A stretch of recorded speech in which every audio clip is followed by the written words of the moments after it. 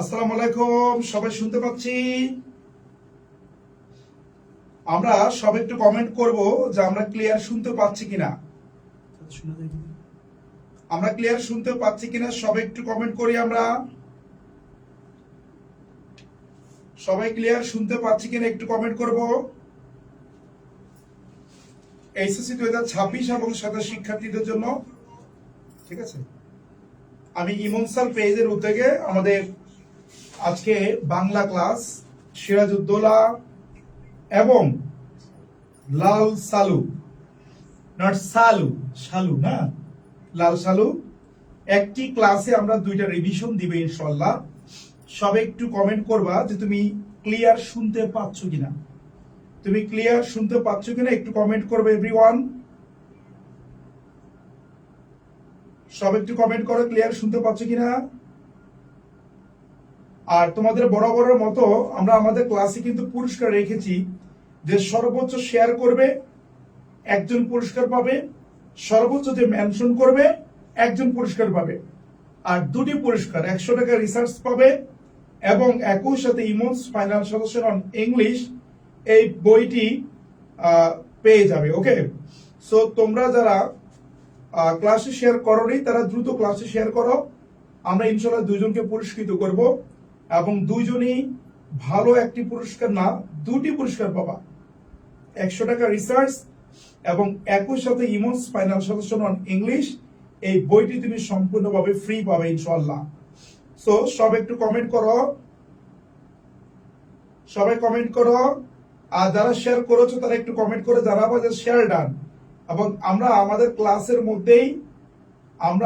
ক্লাসের মধ্যে যারা পুরস্কার পাবে, বিজয়ী যারা, তাদের নাম কিন্তু ঘোষণা করে দিব। ওকে, তো সব একটু ক্লাসে শেয়ার করবে এভরিওয়ান, সবাই শেয়ার করবে এবং ফ্রেন্ডদেরকে মেনশন করে আমরা কমেন্ট করব। দেখো আমি নিজেও কিন্তু সব থেকে শেয়ার করেছি। ম্যাডাম শেয়ার করছে না? হ্যাঁ ম্যাডাম শেয়ার করে দেন। ম্যাডামও শেয়ার করেছি, দেখে এই যে ম্যাডামও কিন্তু শেয়ার করে দিচ্ছে। সো ম্যাডাম যেহেতু শেয়ার করতেছে আমরা নিজেরাও শেয়ার করব, যাতে আমাদের ইনশাআল্লাহ সর্বোচ্চ স্টুডেন্ট আমাদের ক্লাসগুলো করতে পারে, সবাই যাতে উপকৃত হয়। আমরা সব একটু শেয়ার করব। আচ্ছা, তাহলে দেখো আজকের ক্লাসে সর্বোচ্চ যারা সর্বোচ্চ শেয়ার করবে, সর্বোচ্চ শেয়ারকারী একজন এবং সর্বোচ্চ মেনশনকারী যারা মেনশন করে ফ্রেন্ডদেরকে কমেন্ট করে, মেনশনকারী একজন, দুজন পুরস্কার পাবে।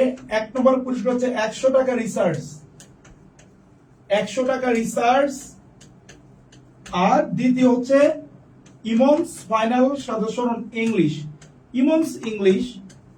ইমনস ইংলিশ বই গিফট পাবে, যে এই বইটা। এবং একই সাথে বইয়ের সাথে কিন্তু একটি মডেল টেস্ট সম্পূর্ণ ফ্রি আছে। ওকে, তো আমরা কথা না বলে সবাই শেয়ার করবে এবং ক্লাসে চলে যাব। ক্লিয়ার? ওকে, ক্লিয়ার। শেয়ার করেছো কিনা বলো, শেয়ার না করলে হবে না। আমরা বাঙালি এত অকৃতজ্ঞ না, আমরা তোমাদের জন্য সার্ভিস দিই। সবাই শেয়ার করে দিব। ওকে, সবাই শেয়ার করো। Thank you very much. Hello সবাইকে, কি অবস্থা সবার? আশা করি তোমরা সবাই ভালো আছো। আমাকে তোমরা কে কোথা থেকে দেখছো একটু কমেন্ট করে জানাও, এবং সেই সাথে জানাও যে তোমাদের প্রিপারেশনের কি অবস্থা। পরীক্ষার কিন্তু আর খুব বেশি দিন বাকি নেই। তোমাদের প্রিপারেশনের কি অবস্থা এবং আমাকে কে কোথা থেকে দেখছো, আমাকে ঠিকভাবে শুনতে পাচ্ছ কিনা এবং দেখতে পাচ্ছ কিনা একটু দ্রুত কমেন্ট করে জানাও। এবং সেই সাথে ফ্রেন্ডদেরকে একটু দ্রুত মেনশন করব, ক্লাসটা তাড়াতাড়ি শেয়ার করে ফেলবো। আজকে আমরা তোমাদের জন্য, তোমাদের রিকোয়েস্টেড যে ক্লাসটা ছিল, যে তোমরা লাল সালু আর সিরাজউদ্দৌলার একটা ক্লাস চাচ্ছিলাম, সেটার জন্য আজকে ক্লাসটা ডিজাইন করা তোমাদের জন্য, যাতে তোমাদের পরীক্ষাটা একটু হলেও প্রস্তুতিটা নিতে সহজ হয়। আমি দেখতে পাচ্ছি শেয়ার ডান। আসসালামু আলাইকুম ম্যাম। ওয়ালাইকুম আসসালাম। হ্যালো, কি অবস্থা সবার? তোমরা একটু দ্রুত জানাও যে আমাকে দেখতে পাচ্ছ কিনা এবং শুনতে পাচ্ছ কিনা, এবং সেই সাথে ফ্রেন্ডদেরকে একটু মেনশন করে দিব, ফ্রেন্ডদেরকে একটু মেনশন দিয়ে দিব, ক্লাসটা একটু শেয়ার করে দিব, দ্রুত ক্লাসটা শেয়ার করে দিব। আমি এখনই ক্লাস শুরু করে দিব। একটু ফ্রেন্ডদেরকে মেনশন করে দিই, একটু দ্রুত ফ্রেন্ডদেরকে মেনশন করে দিই, এবং সেই সাথে ক্লাসটা আমরা শুরু করে দিচ্ছি। আজকে তোমাদের জন্য বাংলার যে নাটক আর উপন্যাস অর্থাৎ সিরাজউদ্দৌলা আর হচ্ছে লাল সালু, এইটার উপরে একটা মাস্টার ক্লাস রেডি করা হয়েছে জাস্ট তোমাদের প্রিপারেশন যাতে একটু হলেও সহজ হয়ে যায় সেটার জন্য। তো ক্লাসটা একটু শেয়ার করে দাও, আমি পড়ায় চলে যাচ্ছি। আমি বোর্ডে প্রশ্ন পড়ার সাথে সাথে তোমরা কমেন্টে দ্রুত আনসারটা জানিয়ে দিবে। আমরা অনেকগুলো এমসিকিউ সলভ করব, আমাদের হাতের সময় খুবই কম, তোমাদেরও বেশ কিছু রিভিশন এখনো বাকি আছে। তো আমরা দ্রুত ক্লাস শেষ করে দিব, তার আগে একটু ক্লাসটা শেয়ার করে দিব। তোমরা ক্লাসটা শেয়ার করে একটু শেয়ার ডান লিখে ফেলো, তোমরা ক্লাসটা শেয়ার করে একটু শেয়ার ডান লিখে ফেলো। দেখো আমরা প্রথমেই হচ্ছে লাল সালু উপন্যাসের কিছু গুরুত্বপূর্ণ এমসিকিউ সলভ করব। আমি প্রশ্ন বলার সাথে সাথে তোমরা অপশনগুলো চেক করবে এবং অপশন চেক করে দ্রুত কমেন্ট করে দিবে। দেখো আমরা প্রথমেই পড়ব হচ্ছে লাল সালু উপন্যাস। লাল সালু উপন্যাস কে লিখেছে বলো? লাল সালু উপন্যাস লিখেছে হচ্ছে সৈয়দ ওয়ালিউল্লাহ। সৈয়দ ওয়ালিউল্লাহ লিখেছে লাল সালু উপন্যাসটা। তোমরা লাল সালু উপন্যাসটা একদম A to Z পড়েছো কারা? একদম বই থেকে লাইন বাই লাইন পড়েছো কারা? নাকি আমার মতো সবাই ইউটিউব থেকে দেখে ফেলেছো যাতে ইজি হয়ে যায়? আমি কিন্তু পড়ে শেষ করতে পারছিলাম না, যে এত বড়, মানে ভালো লাগতো না এত বড় কিছু পড়তে। আমি ইউটিউব দেখে তোমার মাথায় একটা আইডিয়া নিয়ে পরীক্ষার হলে গিয়েছিলাম। তোমরা লাল সালু উপন্যাস কারা পড়েছো একটু জানিয়ে দিও। আমরা 1 নাম্বার প্রশ্নে চলে যাচ্ছি। 1 নাম্বার প্রশ্নে দেখো কি আছে, মজিদ কোন দৃষ্টিতে ধান কাটা দেখে? মজিদ কোন দৃষ্টিতে ধান কাটা দেখে? 1 নাম্বার প্রশ্নটা একটু দেখো, বোর্ডে দেখা যাচ্ছে যে মজিদ কোন দৃষ্টিতে ধান কাটা দেখে। অপশনগুলো বলি, সাবধানী দৃষ্টিতে, সোম দৃষ্টিতে, কৌতূহলী দৃষ্টিতে, নাকি প্রসন্ন দৃষ্টিতে। 1 নাম্বার প্রশ্ন যারা বোর্ডে দেখতে পাচ্ছ, যারা 1 নাম্বার প্রশ্নটা বোর্ডে দেখতে পাচ্ছ অপশনগুলো দেখো এবং সেই সাথে আনসার করে দাও। যারা 1 নাম্বার প্রশ্ন বোর্ডে দেখতে পাচ্ছ অপশনগুলো দেখো, যে সাবধানী দৃষ্টিতে, সোম দৃষ্টিতে, কৌতূহলী দৃষ্টিতে, নাকি প্রসন্ন দৃষ্টিতে। মজিদ কোন দৃষ্টিতে ধান কাটা দেখে? মজিদ কোন দৃষ্টিতে ধান কাটা দেখে? 1 নাম্বার প্রশ্নটা একটু দেখো। আচ্ছা, লাল সালু একটুও পড়ি নাই, পরীক্ষার বাকি আছে আর কয়দিন বলো তো? এখনো যদি না পড়ে থাকো, আজকে ক্লাস শেষে ইউটিউবে লাল সালু উপন্যাসের উপরে একটা মুভি টাইপ আছে, ওইটা দেখে ফেললে তোমাদের কিছু হলেও আইডিয়া জাগবে যে আসলে বিষয়টাতে কি বলা হয়েছে। তোমরা কিছু হলেও লিখে আসতে পারবে। যারা এখনো পড়নি ইউটিউব থেকে দেখে নিও। আমি দেখতে পাচ্ছি তোমরা অলরেডি বলছো যে সোম দৃষ্টিতে ধান কাটা দেখে। সোম দৃষ্টি মানে কি জানো? সোম দৃষ্টি মানে হচ্ছে তীক্ষ্ণ দৃষ্টি। তীক্ষ্ণ দৃষ্টিতে মজিদ ধান কাটা দেখে। ওই বাজ পাখিরা যেভাবে তাকায়, খুবই সোম দৃষ্টি বা তীক্ষ্ণ চাহনিতে মজিদ ধান কাটা দেখে।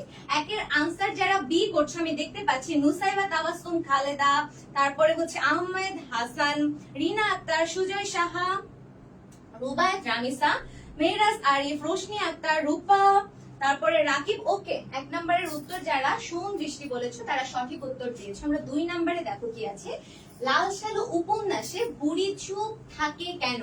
লাল সালু উপন্যাসে বুড়ি কেন চুপ থাকে? সবাই তাকে দোষ দেয় বলে, স্বামীর বিরুদ্ধে মিথ্যা বলায়, খেলোয়াড় না থাকায় খেলা জমে না বলে, কথা বলার দোষর নেই বলে। লাল সালু উপন্যাসে বুড়ি কেন চুপ থাকে? 2 নম্বর প্রশ্নের উত্তরটা দাও তো। 2 নম্বর প্রশ্নটা একদম বইয়ের লাইন থেকে এসেছে। সেখানে বলা ছিল যে খেলোয়াড় না থাকলে খেলা কিভাবে জমবে। অর্থাৎ এই বুড়ির যে স্বামী ছিল সে হচ্ছে হঠাৎ করে নিরুদ্দেশ হয়ে যায় এবং নিরুদ্দেশ হওয়ার ফলে তাকে কিন্তু খুঁজে পাওয়া যাচ্ছিল না। তো তাকে যদি খুঁজে না পাওয়া যায় তো বুড়ি কার সাথে ঝগড়া করবে? তো এটাই বলা হয়েছে যে খেলোয়াড় না থাকায় খেলা জমে না বলে বুড়ি হচ্ছে গিয়ে চুপ থাকে। খেলোয়াড় না থাকায় খেলা জমে না বলে বুড়ি হচ্ছে চুপ থাকে।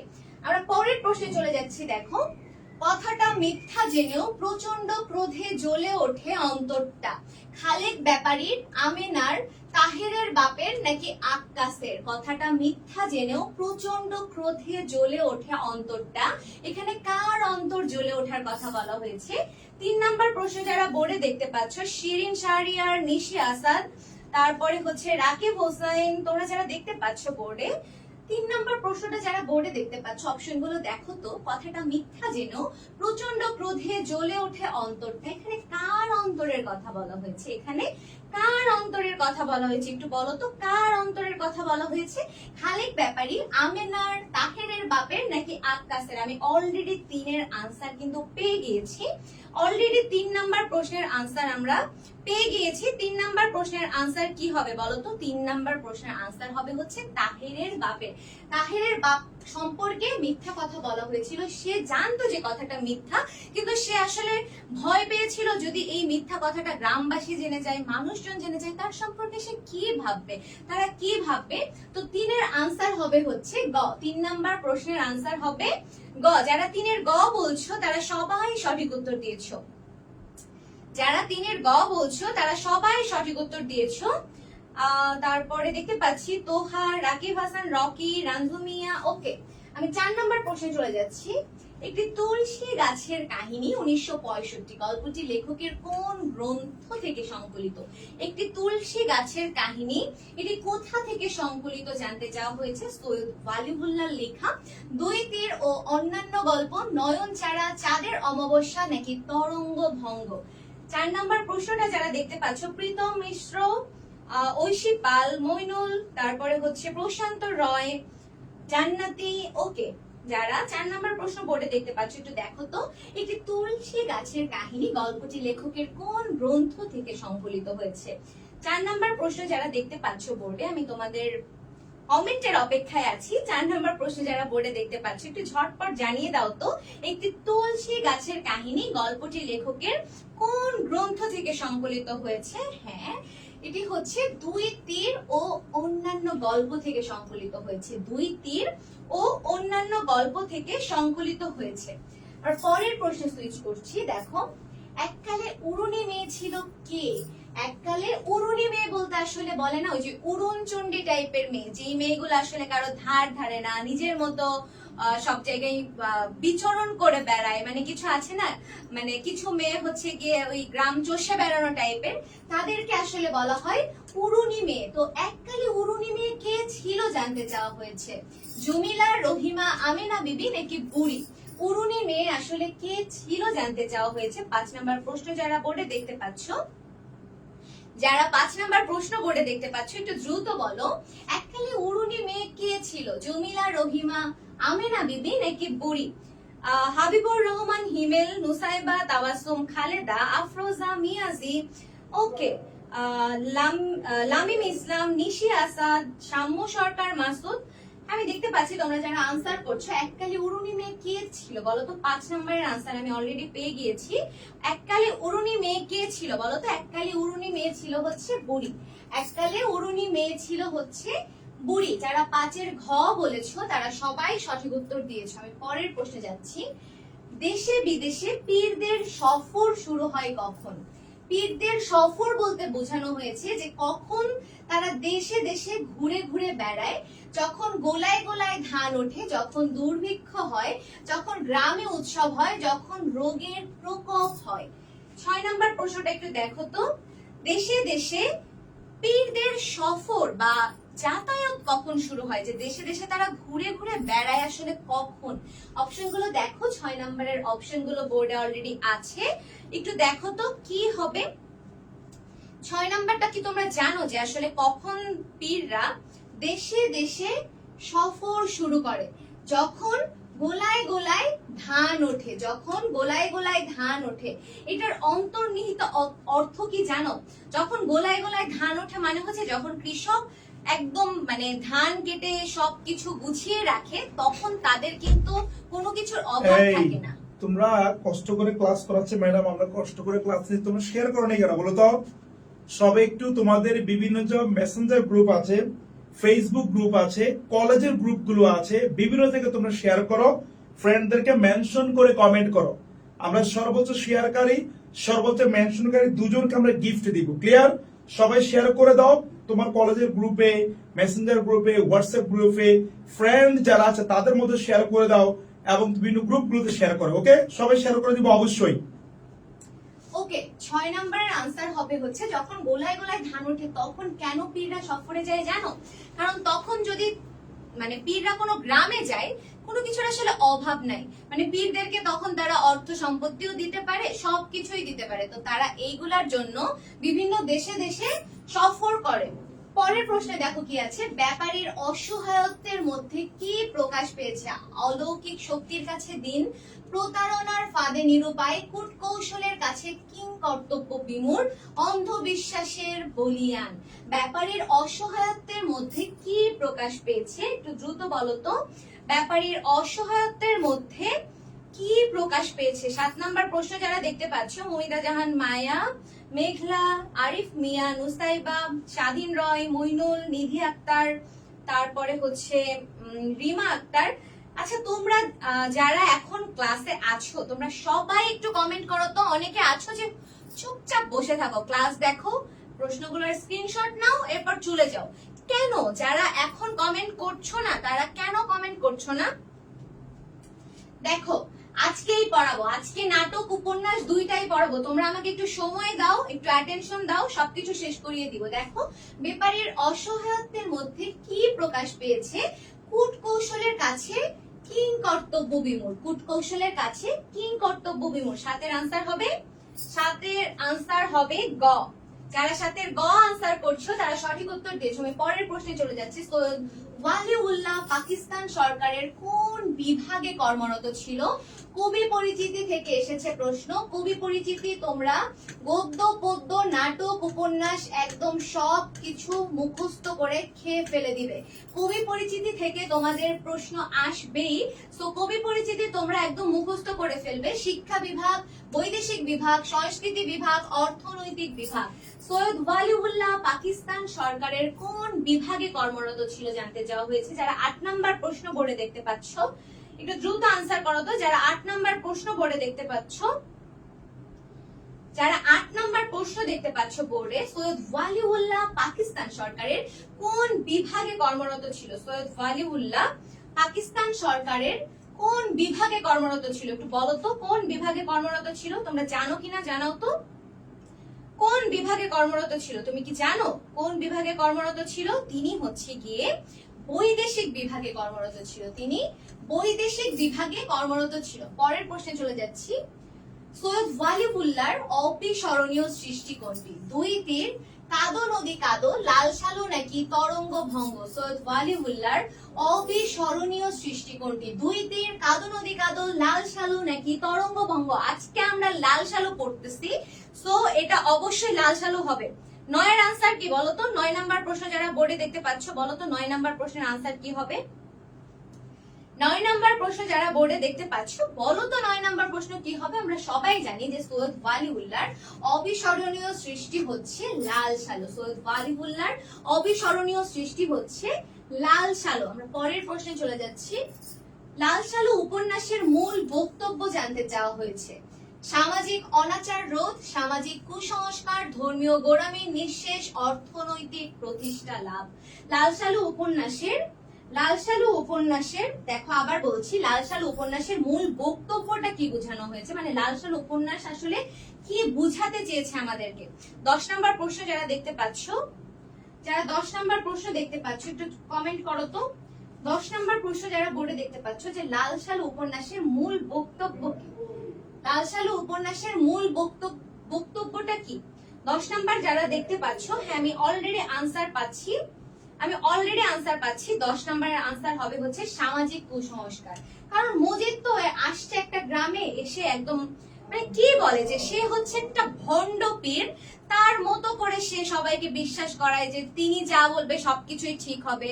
সে যে সামাজিক কুসংস্কারের যে বিষয় যে বলেছিল যে পেটে ভরিয়ে প্যাচ আছে, মানে তার ইচ্ছা মতো সে মানে যা মন চায় সে বলে গিয়েছে। তো সামাজিক কুসংস্কারের যে বিষয়টা সেই কথাটি আসলে প্রকাশ পেয়েছে লাল সালু উপন্যাসের মূল বক্তব্যে।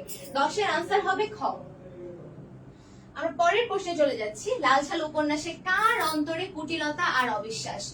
লাল সালু উপন্যাসে কার অন্তরে কুটিলতা আর অবিশ্বাস? মজিদ, খালেক ব্যাপারী, তাহের কাদেরের বাপ নাকি রহিমা?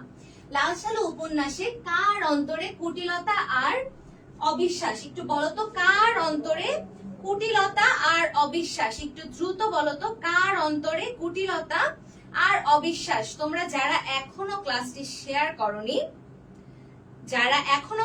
শেয়ার করনি, একটু ক্লাসটা শেয়ার করে দাও। ফ্রেন্ডদেরকে মেনশন দিয়ে দাও। ক্লাসটা যে যত বেশি শেয়ার করবে, যে যত বেশি মেনশন করবে, একজন বেস্ট শেয়ারকারী, একজন বেস্ট মেনশনকারী কিন্তু বেশ ভালো একটা গিফট পাবে।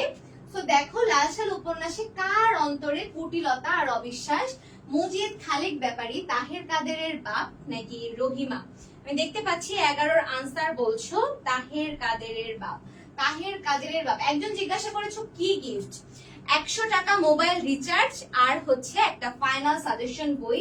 ফাইনাল সাজেশন বইটা যে আসলে কি এটা তোমাদেরকে আমি আরেকটু পরে এক্সপ্লেইন করব। এই বইটা তোমরা একদম ফ্রিতে পাচ্ছ এবং সেই সাথে পাচ্ছ 100 টাকা মোবাইল রিচার্জ। এখন দেখো 11-র আনসার যারা গ বলেছো তারা সবাই সঠিক উত্তর দিয়েছো। আমি 12 নম্বর প্রশ্নে চলে যাচ্ছি। সজ্ঞানে না জানলেও তারা একাত্তা। একাত্তা বলতে একাত্তা, হ্যাঁ একাত্তা, পথ তাদের এক। উক্তিটির তারা কারা? উক্তিটির তারা কারা? নতুন পীর ও মজিদ, খালেক ব্যাপারী ও মজিদ, নতুন পীর ও খালেক ব্যাপারী, খালেক ব্যাপারী ও ধলা মিয়া। 12 নম্বর প্রশ্নটা একটু দেখো তো। 12 নম্বর প্রশ্নটা একটু দেখো তো আনসার করতে পারো কিনা। 12 নম্বর প্রশ্নটা একটু দেখো আনসার করতে পারো কিনা। যে সজ্ঞানে না জানলেও তারা একাত্তা, পথ তাদের এক। উক্তিটির তারা কারা? নতুন পীর ও মজিদ, খালেক ব্যাপারী ও মজিদ, নতুন পীর ও খালেক ব্যাপারী নাকি খালেক ব্যাপারী ও ধলা মিয়া? 12 নম্বর প্রশ্ন যারা বোর্ডে দেখতে পাচ্ছ, যারা 12 নম্বর প্রশ্ন বোর্ডে দেখতে পাচ্ছ তারা একটু দ্রুত আনসার করো তো। যারা 12 নম্বর প্রশ্ন বোর্ডে দেখতে পাচ্ছ, এই দুইজন মানুষ কারা আসলে? এই দুইজন মানুষ হচ্ছে খালেক ব্যাপারী আর মজিদ। এই দুইজন মানুষ হচ্ছে খালেক ব্যাপারী আর মজিদ। যে তারা হচ্ছে সজ্ঞানে না জানলেও, মানে তারা নিজেরাও জানে না যে তারা হচ্ছে এক আত্মা, তারা নিজেরাও জানে না তারা হচ্ছে এক আত্মা। আমরা পরের প্রশ্নে যাচ্ছি। তার বিস্তৃত প্রভাব কৃষ্ণপক্ষের চাঁদের মতো মিলিয়ে যাবে। উক্তিটিতে প্রকাশ পেয়েছে মজিদের মনের সংশয়, মনের ভয়, মনের ক্রোধ নাকি মনের হতাশা? তার বিস্তৃত প্রভাব কৃষ্ণপক্ষের চাঁদের মতো মিলিয়ে যাবে। উক্তিটিতে কি প্রকাশ পেয়েছে? মনের সংশয়, মনের ভয়, মনের ক্রোধ নাকি মনের হতাশা? একটু দ্রুত বলো তো কি প্রকাশ পেয়েছে। আমি তোমাদের কমেন্ট পড়ছি যে আসলে কি প্রকাশ পেয়েছে। আমি অলরেডি দেখতে পাচ্ছি তোমরা বলছো শাহাদাত মীর, তারপর সুমন চন্দ্র, মেঘলা, নিধি আক্তার, নুসাইবা, আরিফ মিয়া, মিম আক্তার, সাদিয়া আফরিন। ওকে, দেখো তার বিস্তৃত প্রভাব কৃষ্ণপক্ষের চাঁদের মতো মিলিয়ে যাবে। উক্তিটিতে কি প্রকাশ পেয়েছে? মনের সংশয়, মনের ভয়, মনের ক্রোধ নাকি মনের হতাশা? এই উক্তিটিতে আসলে প্রকাশ পেয়েছে মনের ভয়। উক্তিটিতে আসলে প্রকাশ পেয়েছে মনের ভয়। পরবর্তী প্রশ্নে চলে যাচ্ছি। পরবর্তী প্রশ্নে দেখো কি আছে। তোমার দাড়ি কই মিয়া এই কথার উদ্দেশ্য কি? তোমার দাড়ি কই মিয়া এই কথার আসলে উদ্দেশ্য কি? দাড়ি দিয়ে আসলে কি বুঝাইতে চাইছে? ধর্মপরায়ণতা, প্রতিদ্বন্দ্বীকে ঘায়েল করা, ধর্মে অনুপ্রাণিত হওয়া নাকি বাৎসল্য?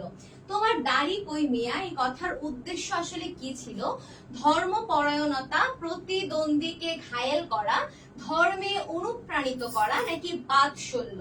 যারা 14 নাম্বার প্রশ্ন দেখতে পাচ্ছ বোর্ডে, যারা 14 নাম্বার প্রশ্ন দেখতে পাচ্ছ বোর্ডে একটু দ্রুত বলো তো যে এটার মানে কি। আমি দেখতে পাচ্ছি রামিম বাদশা, মেঘ, আফরোজা মিয়াজি, শোভা ইসলাম, শাহাদত, হাদিজা সুলতানা, তোহা।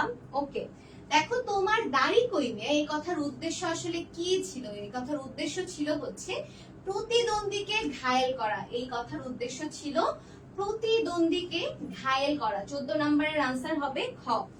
14 নম্বরের আনসার হবে খ, আফরোজা, আকাশ, তাসফিয়া। ওকে, পরের প্রশ্নে দেখো কি আছে। রহিমা ও হাসুনির মা ধান সিদ্ধ করার সময় মজিদ বারবার ঘরের বাইরে আসছিল কেন? রহিমা এবং হাসুনির মা যখন ধান সিদ্ধ করায় ব্যস্ত ছিল তখন কেন মজিদ বারবার ঘরের বাইরে আসছিল? অসুস্থতার জন্য, সমবেদনা জানানোর জন্য, সাহায্য করার জন্য নাকি আদিম লালসার জন্য? 15 নম্বর প্রশ্নটা তোমরা আনসার করো।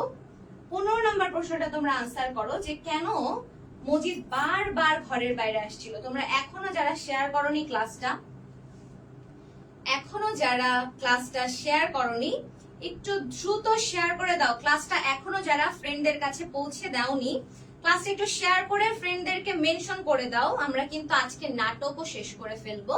সো আমরা অলরেডি লাল সাল উপন্যাস অর্ধেকটাতে চলে এসেছি। আমরা এরপরেই নাটকে চলে যাব। আমাদের আরো বেশ কয়েকটা প্রশ্ন বাকি আছে।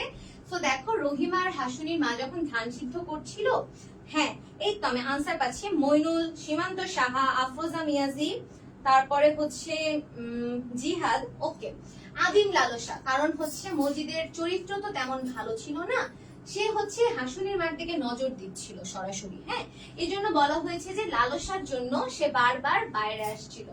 16 নম্বর প্রশ্নে দেখো কি আছে, শয়তানকে তাড়াবার জন্যই শিলা ছড়ে খোদা, কথাটি আংশিক সত্য, আংশিক মিথ্যা, অসত্য নাকি সামান্য সত্য?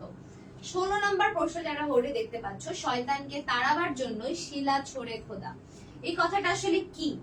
এই কথাটা আসলে কি একটু বলো তো। ক্লাস শুরু হয়েছে 7:15-তে, ক্লাস শুরু হয়েছে 7:15-তে। হ্যাঁ আমি দেখতে পাচ্ছি 16 নম্বরের আনসার যারা করছো, এই 16 নম্বরের আনসার যারা করছো, এটা তো একটা টোটালি মিথ্যা কথা। তোমরা দেখতেই পাচ্ছ যে এটা একটা মিথ্যা কথা। ভগবান কি বা আল্লাহ কি কখনো এরকম শিলা ছড়ে নাকি শয়তানকে তাড়াবার জন্য? তো দেখো 16 নাম্বার হচ্ছে অসত্য, 16 নাম্বার হচ্ছে অসত্য। তোমরা যারা লাইভে আছো, তোমরা যারা এখন লাইভে আছো, ক্লাসটা শেয়ার করে দাও। তোমাদেরকে জানানোর জন্য জানাচ্ছি যে আমি একটু যদি তোমাদেরকে দেখাই,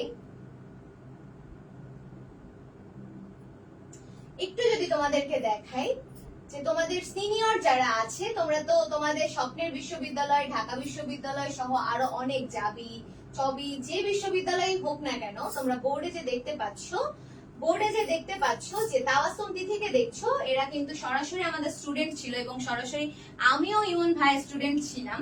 তো সে কিন্তু ঢাবিতে প্রথম হয়েছিল মানবিক বিভাগ থেকে, এবং সেই সাথে দেখো এই আরিয়া অফশরি, এও কিন্তু দ্বিতীয় হয়েছিল ঢাবিতে, এবং তারাও কিন্তু আমাদের সরাসরি স্টুডেন্ট ছিল এবং সরাসরি ইমন ভাইয়ের স্টুডেন্ট ছিল।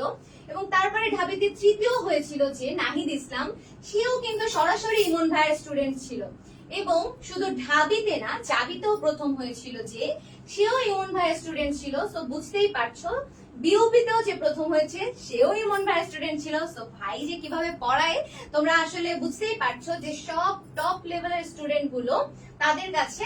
আর তোমরা যে ফাইনাল সাজেশন বইয়ের কথা আজকে শুনছো, যে যদি তোমরা সর্বোচ্চ শেয়ার আর মেনশন করে থাকো, তাদের মধ্যে থেকে একজন করে পুরস্কার পাবে 100 টাকা মোবাইল রিচার্জ এবং এই ফাইনাল সাজেশন বইটি। এইটি সত্যি কথা বলতে একটা ম্যাজিক্যাল বই, তোমার কাছে যদি থাকে আর তুমি যদি একটু পড়াশোনা করো, ম্যাজিকের মতো কাজ করবে। ইংরেজির যে তোমাদের ভয়গুলো আছে সেগুলো একদম দূর করে দিবে। এবং এই বইটির সাথে তোমরা একদম মডেল টেস্টটা ফ্রি পেয়ে যাচ্ছ, একটি মডেল টেস্ট সম্পূর্ণ ফ্রিতে পেয়ে যাচ্ছ, এবং মডেল টেস্টটি হচ্ছে এটি।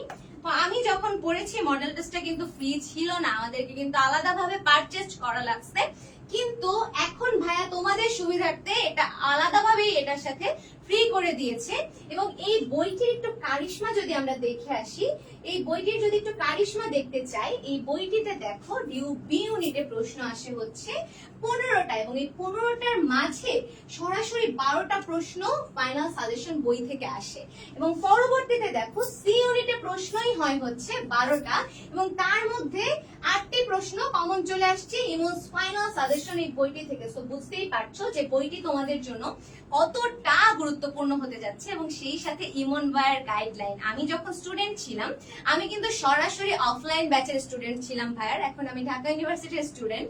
তো তোমরা যারা এখন এইচএসসি দিবে এবং এরপরেই তোমাদের ভর্তি যুদ্ধ শুরু হয়ে যাবে, তোমরা যারা ইমন ভাইয়ের কাছে পড়তে চাও, এই হোয়াটসঅ্যাপ নাম্বারে যোগাযোগ করো। অফলাইন বা অনলাইন ব্যাচ যেভাবেই চাও না কেন, হোয়াটসঅ্যাপে যোগাযোগ করলেই সব ইনফরমেশন পেয়ে যাবে। এবং সেই সাথে তোমাদের যদি কোনো জিজ্ঞাসা থাকে সরাসরি হোয়াটসঅ্যাপে কল করো বা মেসেজ করে জেনে নিও। আমরা পড়াই চলে যাচ্ছি, আমরা একটু পড়াই চলে যাই। আমরা কত নাম্বার পর্যন্ত শেষ করেছিলাম বলো তো? আমরা সম্ভবত 16 নাম্বার শেষ করেছিলাম। আমরা 17 নাম্বার প্রশ্নে চলে যাচ্ছি। তাহের কাদেরের বাপকে মজিদ কয় পয়সার সিন্নি দিতে বলে?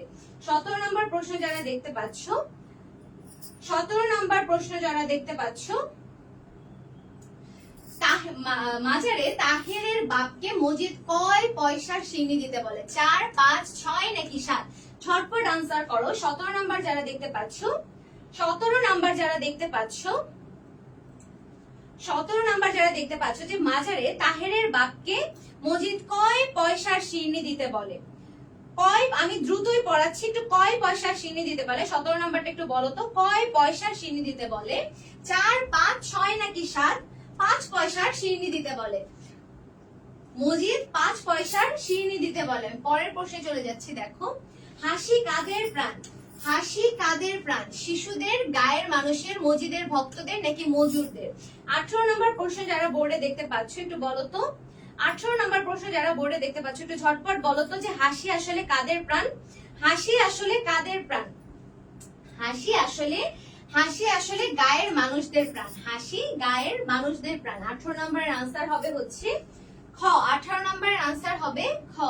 আওয়ালপুর ও মোহাম্মদ নগরের মাঝপথে কি গাছ পড়ে? তেঁতুল গাছ, অশ্বত্থ গাছ, বট গাছ নাকি ছাতিম গাছ? 19 নম্বর প্রশ্নটা একটু দেখো। 19 নম্বর প্রশ্নটা একটু দেখো। 19 নম্বর প্রশ্নটা একটু দেখো যে আওয়ালপুর ও মোহাম্মদ নগরের মাঝখানে কি গাছ পড়ে? আওয়ালপুর ও মোহাম্মদ নগরের মাঝখানে আসলে কি গাছ পড়ে? তেঁতুল গাছ, অশ্বত্থ গাছ, বট গাছ নাকি ছাতিম গাছ? একটু বলো তো কোন গাছ পড়ে? তোমরা কি জানো আওয়ালপুর ও মোহাম্মদ নগরের মাঝে হচ্ছে তেঁতুল গাছ পড়ে?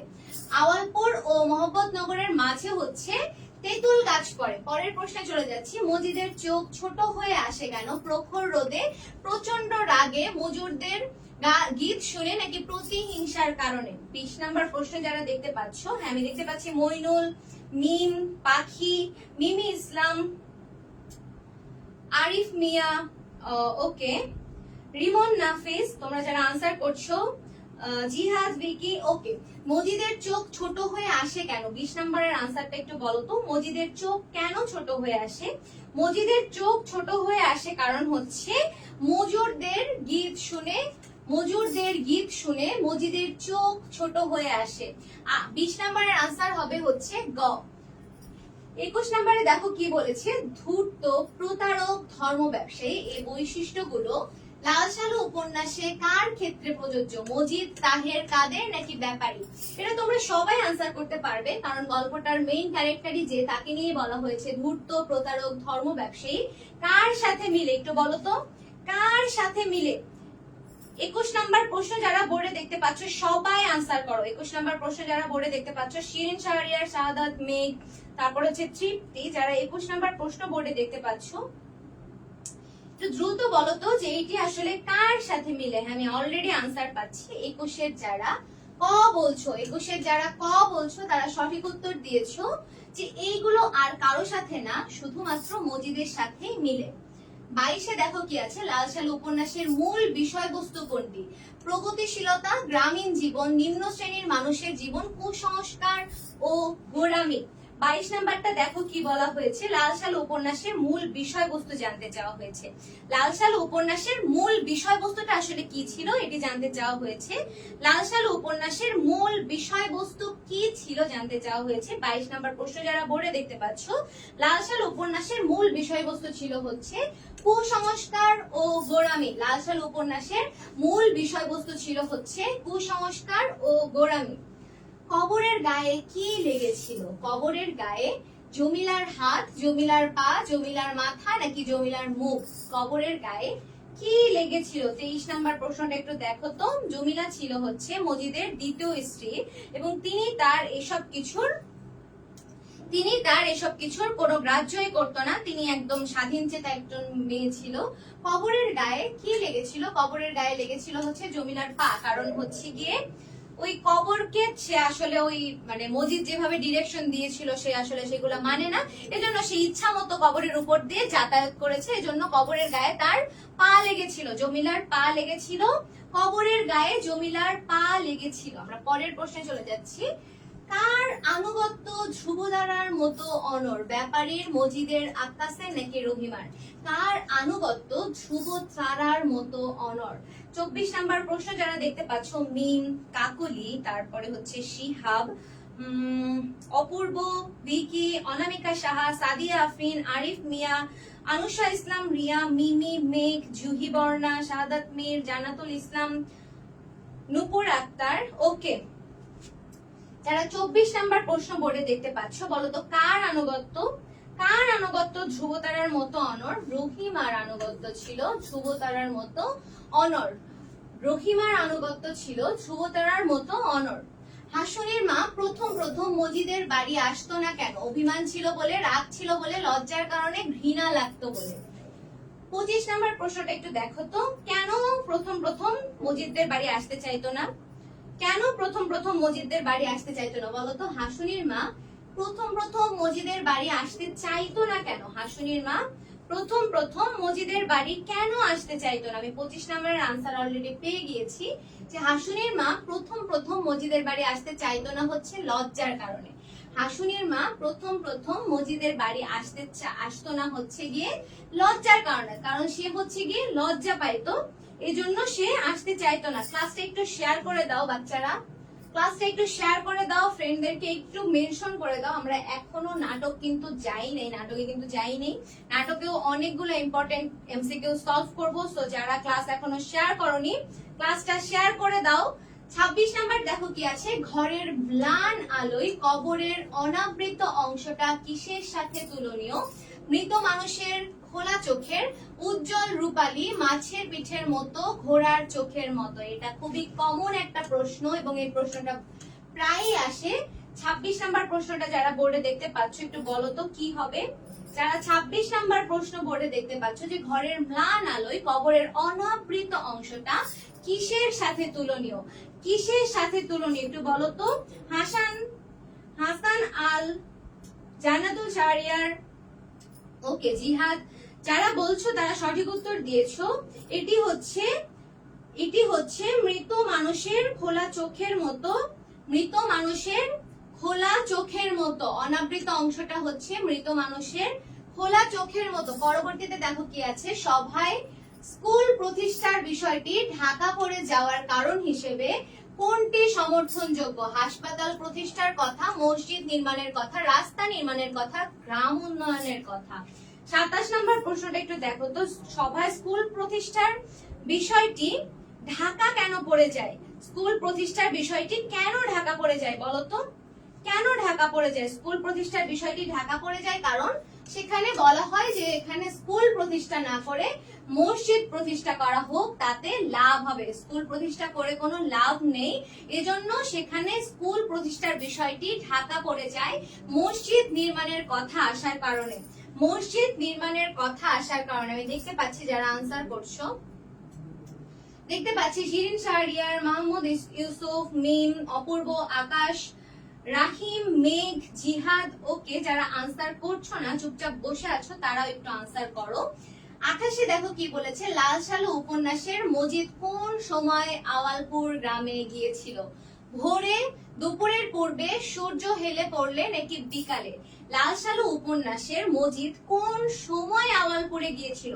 28 নাম্বার প্রশ্ন যারা বোর্ডে দেখতে পাচ্ছ, যারা 28 নাম্বার প্রশ্ন বোর্ডে দেখতে পাচ্ছ একটু বলো তো যে মজিদ কোন সময় গ্রামে গিয়েছিল? আওয়ালপুর গ্রামে কখন গিয়েছিল একটু বলো তো? যারা ক্লাস এখনো শেয়ার করনি, ক্লাসটা একটু শেয়ার করে দিও। এখনো যারা ক্লাস না শেয়ার করে বসে আছো, ক্লাসটা শেয়ার করে দিও। ক্লাস শেয়ার করলে তোমারই লাভ। তো দেখো 28 নাম্বারের আনসার কি হবে? 28 নাম্বারের আনসার হবে হচ্ছে সূর্য যখন হেলে পড়েছিল মজিদ তখন আওয়ালপুর গ্রামে গিয়েছিল। সূর্য যখন হেলে পড়েছিল মজিদ তখন আওয়ালপুর গ্রামে গিয়েছিল। পরের প্রশ্নে দেখো কি আছে, জাহেল শব্দের অর্থ নয় কোনটি? অবিনয়ী, অজ্ঞ নাকি ধার্মিক? জাহেল শব্দের অর্থ নয় কোনটি জানতে চাওয়া হয়েছে। জাহেল শব্দের অর্থ নয় কোনটি জানতে চাওয়া হয়েছে। জাহেল শব্দের অর্থ নয় হচ্ছে অবিনয়ী আর ধার্মিক। অবিনয়ী আর ধার্মিক, জাহেল শব্দের অর্থ নয় হচ্ছে অবিনয়ী এবং ধার্মিক। 29 এর আনসার হবে খ। 29 নাম্বার প্রশ্নের আনসার হবে হচ্ছে গিয়ে খ। আমি পরের প্রশ্নে চলে যাচ্ছি। লাল সালু উপন্যাসে জমিলা হয়ে উঠেছে নারী ধর্মের প্রতিনিধি, হৃদয় ধর্মের প্রতিনিধি, মানব ধর্মের প্রতিনিধি। একটু দেখো তো বহু নির্বাচনী প্রশ্নগুলো, তোমরা অপশনগুলো একটু বারবার চেক করবে। অপশনগুলো একটু বারবার চেক করবে, এরপর আনসার করবে, কারণ এই প্রশ্নগুলোতে তোমরা বেশি ভুল করে চলে আসো। নরমাল প্রশ্নগুলো দেখা যায় যে একটা আনসার হওয়াতে তোমরা প্রায়ই সঠিক দাগিয়ে ফেলো, কিন্তু বহু নির্বাচনী প্রশ্নগুলো কেন দেওয়া হয় জানো? তোমাদেরকে কনফিউশনে ফেলার জন্য। আর বোর্ড পরীক্ষায় এইসব অপশনগুলো অনেক বেশি কনফিউজিং থাকে। তোমার মনে হবে তিনটাই হবে, আবার মনে হবে 1 আর 2, আবার মনে হবে 2 আর 3 অর 1 আর 3। সো দেখো 30 নম্বরের আনসার হবে হচ্ছে নারী ধর্মের প্রতিনিধি এবং হৃদয় ধর্মের প্রতিনিধি। 30 এর আনসার হবে ক। 30 নম্বর প্রশ্নের আনসার হবে ক। আমরা সেই সাথে লাল সালু উপন্যাসের অলরেডি 30টা প্রশ্ন সলভ করে ফেলেছি। 30 এর আনসার হবে ক। 30 নম্বর প্রশ্নের আনসার হবে হচ্ছে গিয়ে ক। আমরা অলরেডি 30টা প্রশ্ন সলভ করে ফেলেছি। এখন আমরা নাটকে যাব, কিন্তু নাটকে যাওয়ার আগে তোমরা একটু ক্লাসটা শেয়ার করে দাও। ক্লাসটা একটু শেয়ার করে দাও, ফ্রেন্ডদেরকে একটু মেনশন দিয়ে দাও, এবং সেই সাথে যারা এখন লাইভে আছো প্রত্যেকে কমেন্ট করো যে তোমরা নাটকের এমসিকিউ পড়তে রেডি কিনা, নাটকের এমসিকিউ সলভ করার জন্য তোমরা রেডি কিনা। একটু দ্রুত কমেন্ট করে জানাও যে নাটকের এমসিকিউ সলভ করতে তোমরা রেডি কিনা।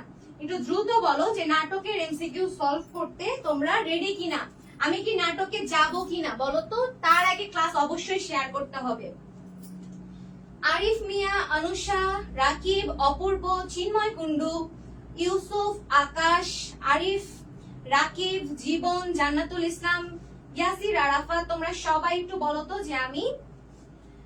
যে আমি নাটকে যাব কিনা, নাটক পড়ানো শুরু করব কিনা। তোমরা যারা লাইভে এখন আছো তোমরা এত অলস কেন?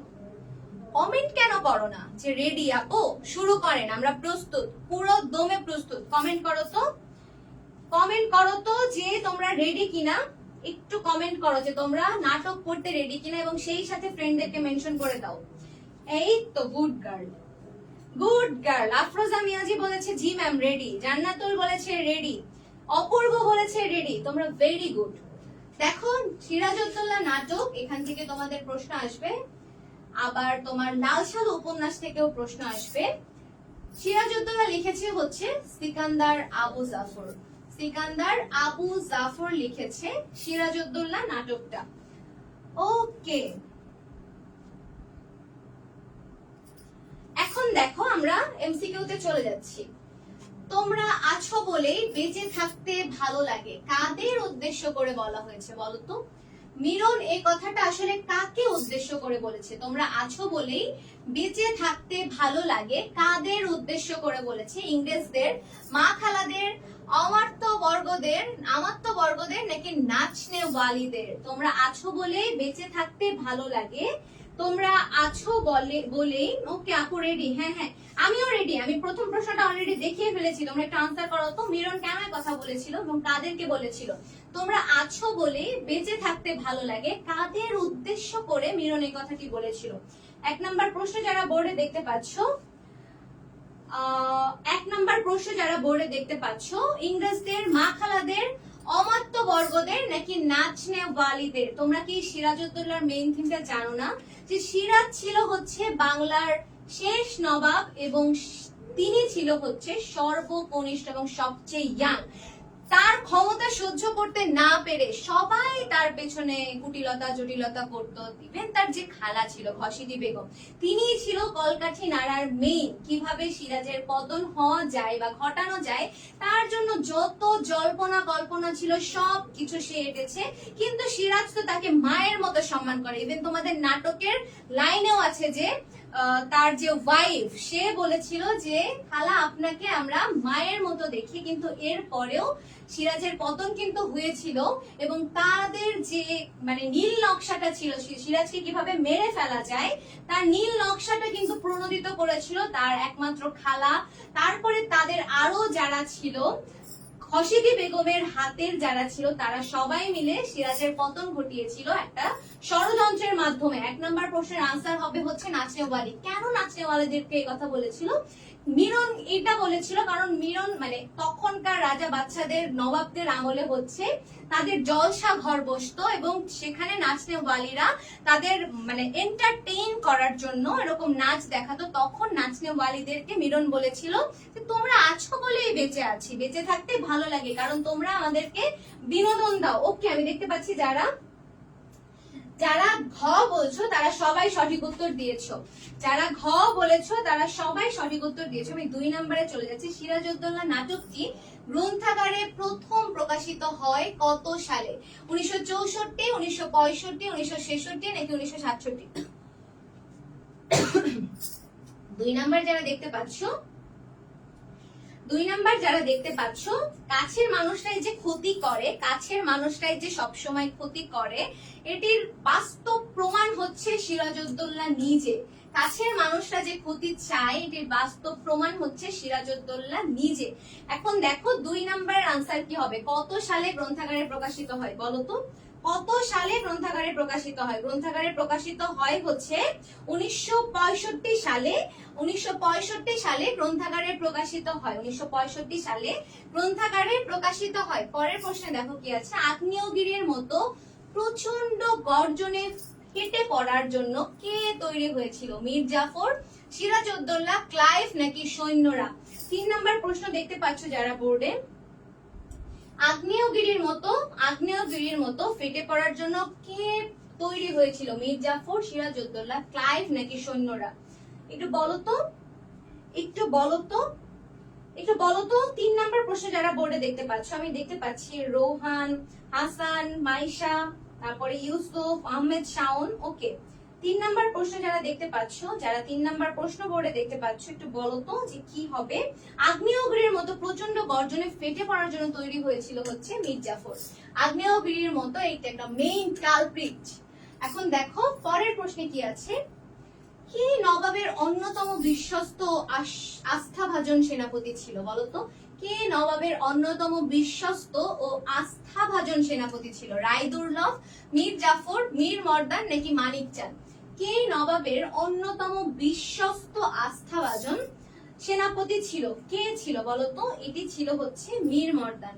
এটি ছিল হচ্ছে মীর মর্দান। যারা মীর মর্দান আনসার করছো, যারা মীর মর্দান আনসার করছো তারা সবাই সঠিক উত্তর দিয়েছো। যারা মীর মর্দান আনসার করছো, আমি দেখতে পাচ্ছি শোভা ইসলাম, জিহাদ, সাবিকুন নাহার, জুথি, তোমরা সবাই অনেক ট্যালেন্টেড এবং বুঝতেই পারছি তোমাদের প্রিপারেশন কতটা ভালো হয়েছে। এরপরেও তোমাদের যদি কোনো কিছুতে সমস্যা থেকে থাকে তোমরা জানিও। এবং সেই সাথে 5 নাম্বার প্রশ্নে চলে দেখো কি আছে, আল্লাহর কাছে মাফ চেয়ে নাও শয়তান। এখানে কাকে শয়তান বলা হয়েছে? রাইসুল জুহালাকে, সিরাজউদ্দৌলাকে, মীর মর্দানকে, মোহাম্মদী বেগকে?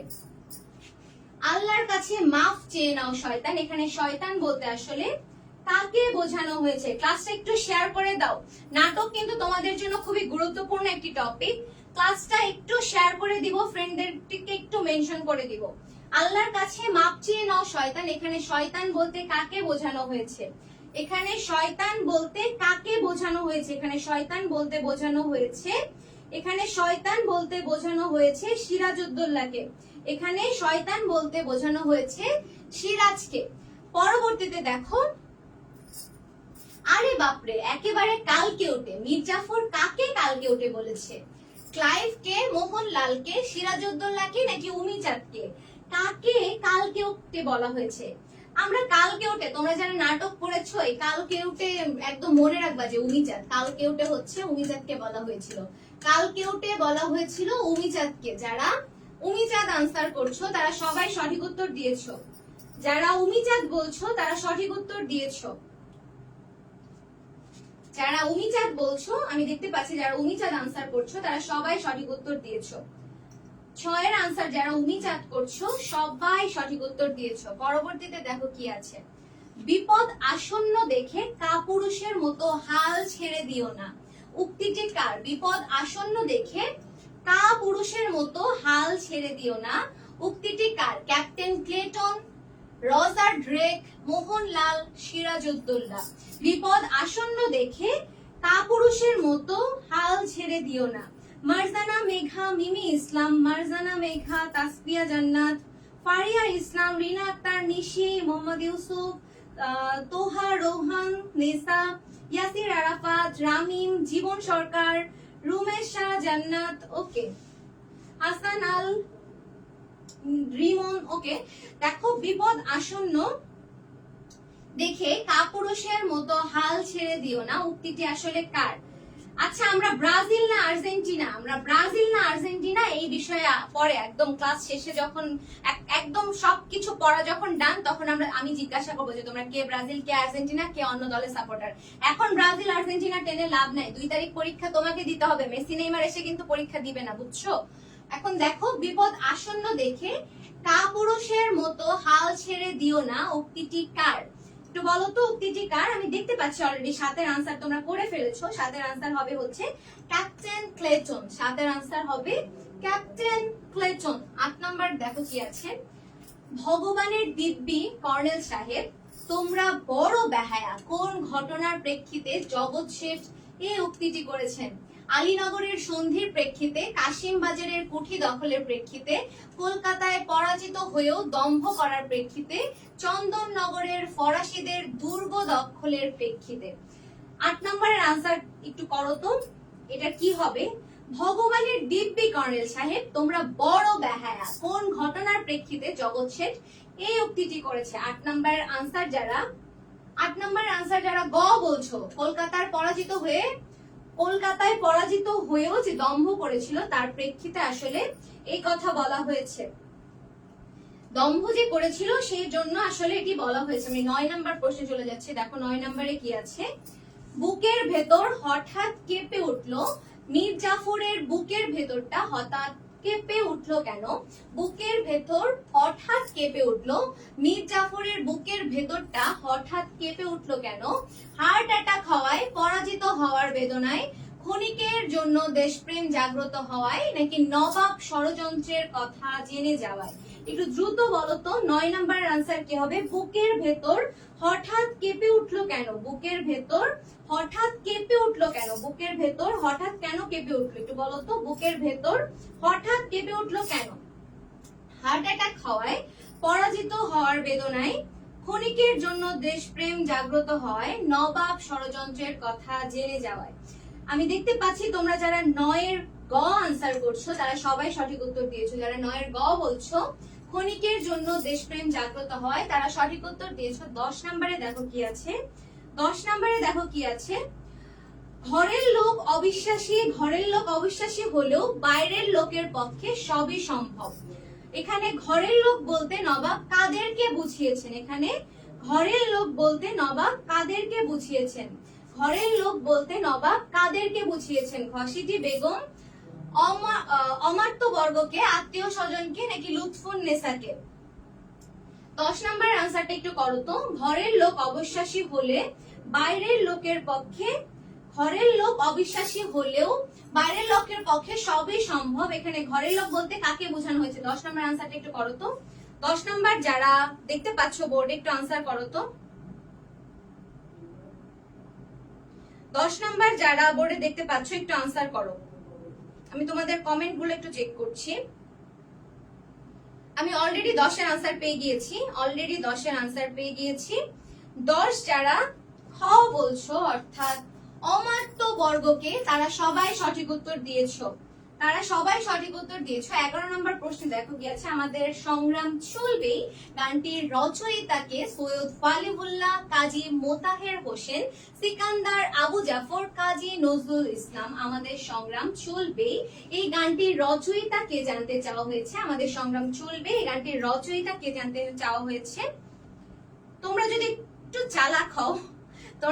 চালাক হও তাহলে ইজিলি বলে ফেলতে পারবে। কেন জানো? কারণ আমরা এখন সিরাজউদ্দৌলা পড়ছি এবং সিরাজউদ্দৌলার লেখক হচ্ছে সিকান্দার, আবু জাফর। তো বলো তো 11 নম্বর আনসার কি হবে?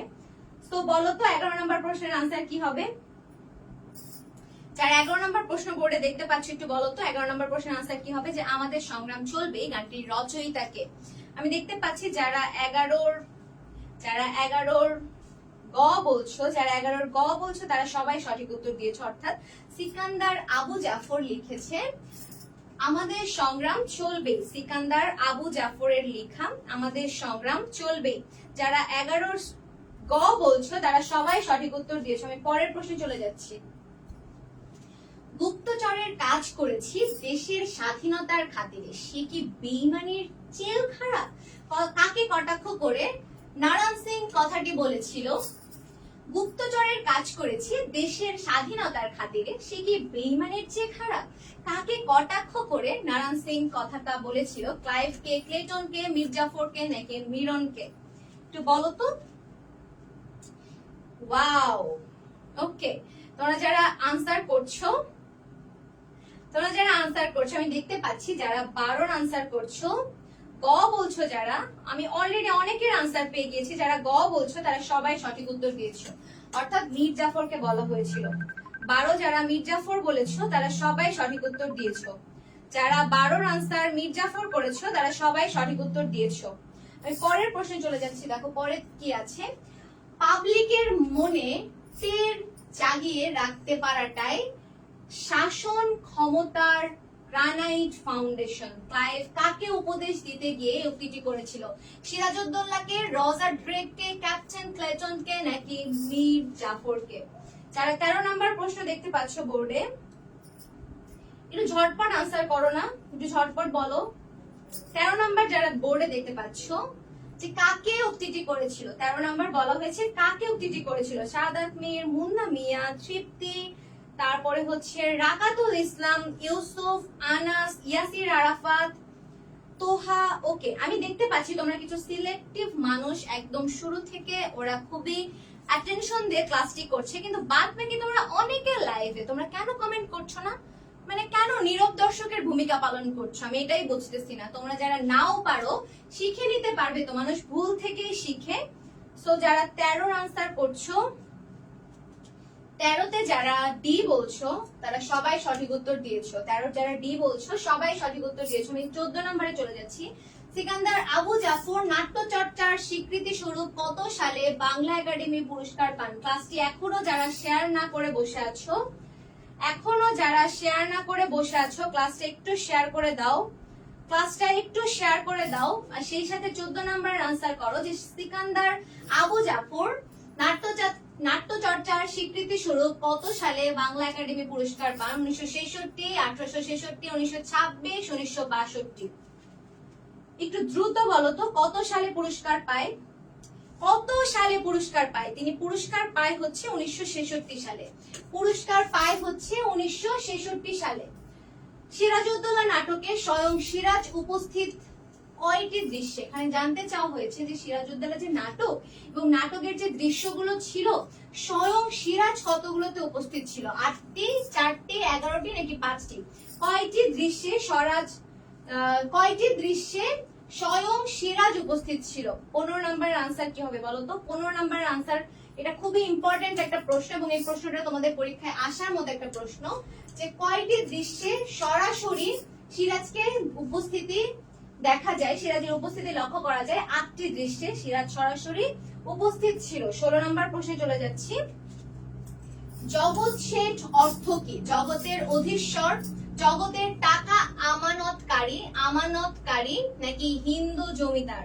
জগৎ শেঠ অর্থ কি? জগৎ শেঠ অর্থ হচ্ছে জগতের টাকা আমানতকারী। জগৎ শেঠ অর্থ হচ্ছে জগতের টাকা আমানতকারী। জগৎ শেঠ অর্থ হচ্ছে জগতের টাকা আমানতকারী। ওকে, পরের প্রশ্নে দেখো কি আছে। এই জাহাজটায় এখন আমাদের কলকাতার দুর্গ। এই জাহাজটায় এখন আমাদের কলকাতার দুর্গ। উক্তিটি কার? গভর্নর ড্রেক, সার্জন হলোওয়েল ভার্স ইংরেজ মহিলার। এই জাহাজটায় এখন আমাদের কলকাতার দুর্গ। এই জাহাজটায় এখন আমাদের কলকাতার দুর্গ। উক্তিটি আসলে কে করেছিল? তাসবিয়া জান্নাত মাহি 8টি বলেছো। যারা 8টি বলেছো সবাই সঠিক উত্তর দিয়েছো। আমি পরবর্তী প্রশ্নে চলে গিয়েছি। দেখো, এই জাহাজটায় এখন আমাদের কলকাতার দুর্গ। উক্তিটি করেছিল হচ্ছে গভর্নর ড্রেক। উক্তিটি করেছিল হচ্ছে গভর্নর ড্রেক। আমি পরের প্রশ্নে দেখো কি আছে। সিরাজউদ্দৌলাকে হত্যা করার জন্য মোহাম্মদী বেগকে কত টাকা অগ্রিম দিতে হয়? 2000, 5000, 10,000 নাকি 15,000? সিরাজউদ্দৌলাকে হত্যা করার জন্য মোহাম্মদী বেগকে কত টাকা অগ্রিম দিতে হয়? 2, 5, 10 নাকি 15,000? বলো তো কত হাজার টাকা অগ্রিম দিতে হয়? মাত্র 5,000 টাকা তাকে অগ্রিম দিতে হয়। মাত্র 5,000 টাকা তাকে অগ্রিম দিতে হয়। যত বড় মুখ নয় তত বড় কথা। সিরাজউদ্দৌলা নাটকে উক্তিটি রোজার ড্রেক, ইংরেজ মহিলা, ক্যাপ্টেন ক্লেটন নাকি ওয়াটসন? যত বড় মুখ নয় তত বড় কথা। উক্তিটি আসলে কে করেছিল? যত বড় মুখ নয় তত বড় কথা। উক্তিটি করেছিল হচ্ছে ক্যাপ্টেন ক্লেটন। উক্তিটি করেছিল ক্যাপ্টেন ক্লেটন। 20 নম্বর দেখো কি আছে। কে ইংরেজদের বাংলাদেশে বাণিজ্য করার অনুমতি দিয়েছেন? দিল্লির বাদশাহ, উমিচাঁদ, খসিদি বেগম, মীর জাফর আলী খাঁ। কে ইংরেজদের বাংলাদেশে বাণিজ্য করার অনুমতি দিয়েছিল? ইংরেজদেরকে বাণিজ্য করার অনুমতি দিয়েছিল হচ্ছে দিল্লির বাদশাহ। ইংরেজদেরকে বাণিজ্য করার অনুমতি দিয়েছিলেন দিল্লির বাদশাহ। কিলপ্যাট্রিক মাদ্রাজ থেকে কতজন সৈন্য নিয়ে হাজির হয়েছিলেন? মাত্র 200, মাত্র 250, 300 নাকি 350? বলতো কত সৈন্য নিয়ে হাজির হয়েছিল কিলপ্যাট্রিক? 21 নম্বরের প্রশ্ন কি হবে বলতো? কত সৈন্য নিয়ে হাজির হয়েছিল কিলপ্যাট্রিক? আমি দেখতে পাচ্ছি তোমরা যারা আনসার করছো, দেখতে পাচ্ছি কিন্তু তোমরা এখনো অনেকেই শেয়ার করোনি ক্লাসটা, এখনো অনেকে শেয়ার করোনি। এটার আনসার হবে হচ্ছে মাত্র 250। মাত্র 250 জনকে নিয়ে হাজির হয়েছিল, মাত্র 250 জনকে নিয়ে হাজির হয়েছিল। মীর জাফরের গুপ্তচরকে? করম বেগ, উমর বেগ, মানিক চাঁদ নাকি রাইসুল জুহালা? মীর জাফরের গুপ্তচর কে ছিল? মীর জাফরের গুপ্তচর ছিল হচ্ছে উমর বেগ। মীর জাফরের গুপ্তচর ছিল হচ্ছে উমর বেগ। মীর জাফরের গুপ্তচর ছিল উমর বেগ। নবাব সিরাজউদ্দৌলা কেন ওয়াটসনকে দরবারে আশ্রয় দিয়েছিল? জান্নাতুল ইসলাম, ইউসুফ, নিশি আসাদ, ইয়াসির আরাফাত, মুন্না মিয়া, সাবিহা বিনতে। ওকে, দেখো তো নবাব সিরাজউদ্দৌলা কেন ওয়াটসনকে দরবারে আশ্রয় দিয়েছিল? কেন ওয়াটসনকে দরবারে আশ্রয় দিয়েছিল? কেন ওয়াটসনকে দরবারে আশ্রয় দিয়েছিল? আনসার করো তো, কেন ওয়াটসনকে দরবারে আশ্রয় দিয়েছিল? মুর্শিদাবাদের সন্ধির শর্ত অনুসারে, জবদ্বীপের সন্ধির শর্ত অনুসারে, চন্দননগরের সন্ধির শর্ত অনুসারে নাকি আলীনগরের সন্ধির শর্ত অনুসারে? দিয়েছিল হচ্ছে আলীনগরের সন্ধির শর্ত অনুসারে। রবার্ট ক্লাইভের মতে এই যুগের সেরা বিশ্বাসঘাতক কে? খুবই ইম্পর্টেন্ট প্রশ্ন। রবার্ট ক্লাইভের মতে এই যুগের সেরা বিশ্বাসঘাতক ছিল হচ্ছে, এই যুগের সেরা বিশ্বাসঘাতক কে ছিল বলতো? এই যুগের সেরা বিশ্বাসঘাতক হচ্ছে উমিচাঁদ। ওই যে কালকে ওটা বলা হয়েছিল, মনে আছে তোমাদের? দেখো উমিচাঁদের সাথে বেশধারী অতিথি কে ছিল? 25 নাম্বার রাইসুল জুহালা, খনিক চাঁদ, মিরন নাকি মীর মর্দান? 25 নাম্বার প্রশ্ন যারা বোর্ডে দেখতে পাচ্ছ একটু দ্রুত বলতো যে উমিচাঁদের সাথে বেশধারী কে ছিল, মানে মুখোশধারী কে ছিল? উমিচাঁদের সাথে মুখোশধারী কে ছিল? উমিচাঁদের সাথে মুখোশধারী ছিল হচ্ছে রাইসুল জুহালা। উমিচাঁদের সাথে মুখোশধারী ছিল রাইসুল জুহালা। মার্টিন ও কিলপ্যাট্রিক কোম্পানির কত টাকা বেতনের কর্মচারী? 50, 60, 70 নাকি 80? কত টাকা বেতনের কর্মচারী? একটু বলো তো, কত টাকা বেতনের কর্মচারী? তারা হচ্ছে 70 টাকা বেতনের কর্মচারী। তারা 70 টাকা বেতনের কর্মচারী। পরবর্তীতে দেখো কি আছে, সিরাজউদ্দৌলা নাটকে নতুন নবাব কে? নবাব সিরাজউদ্দৌলা,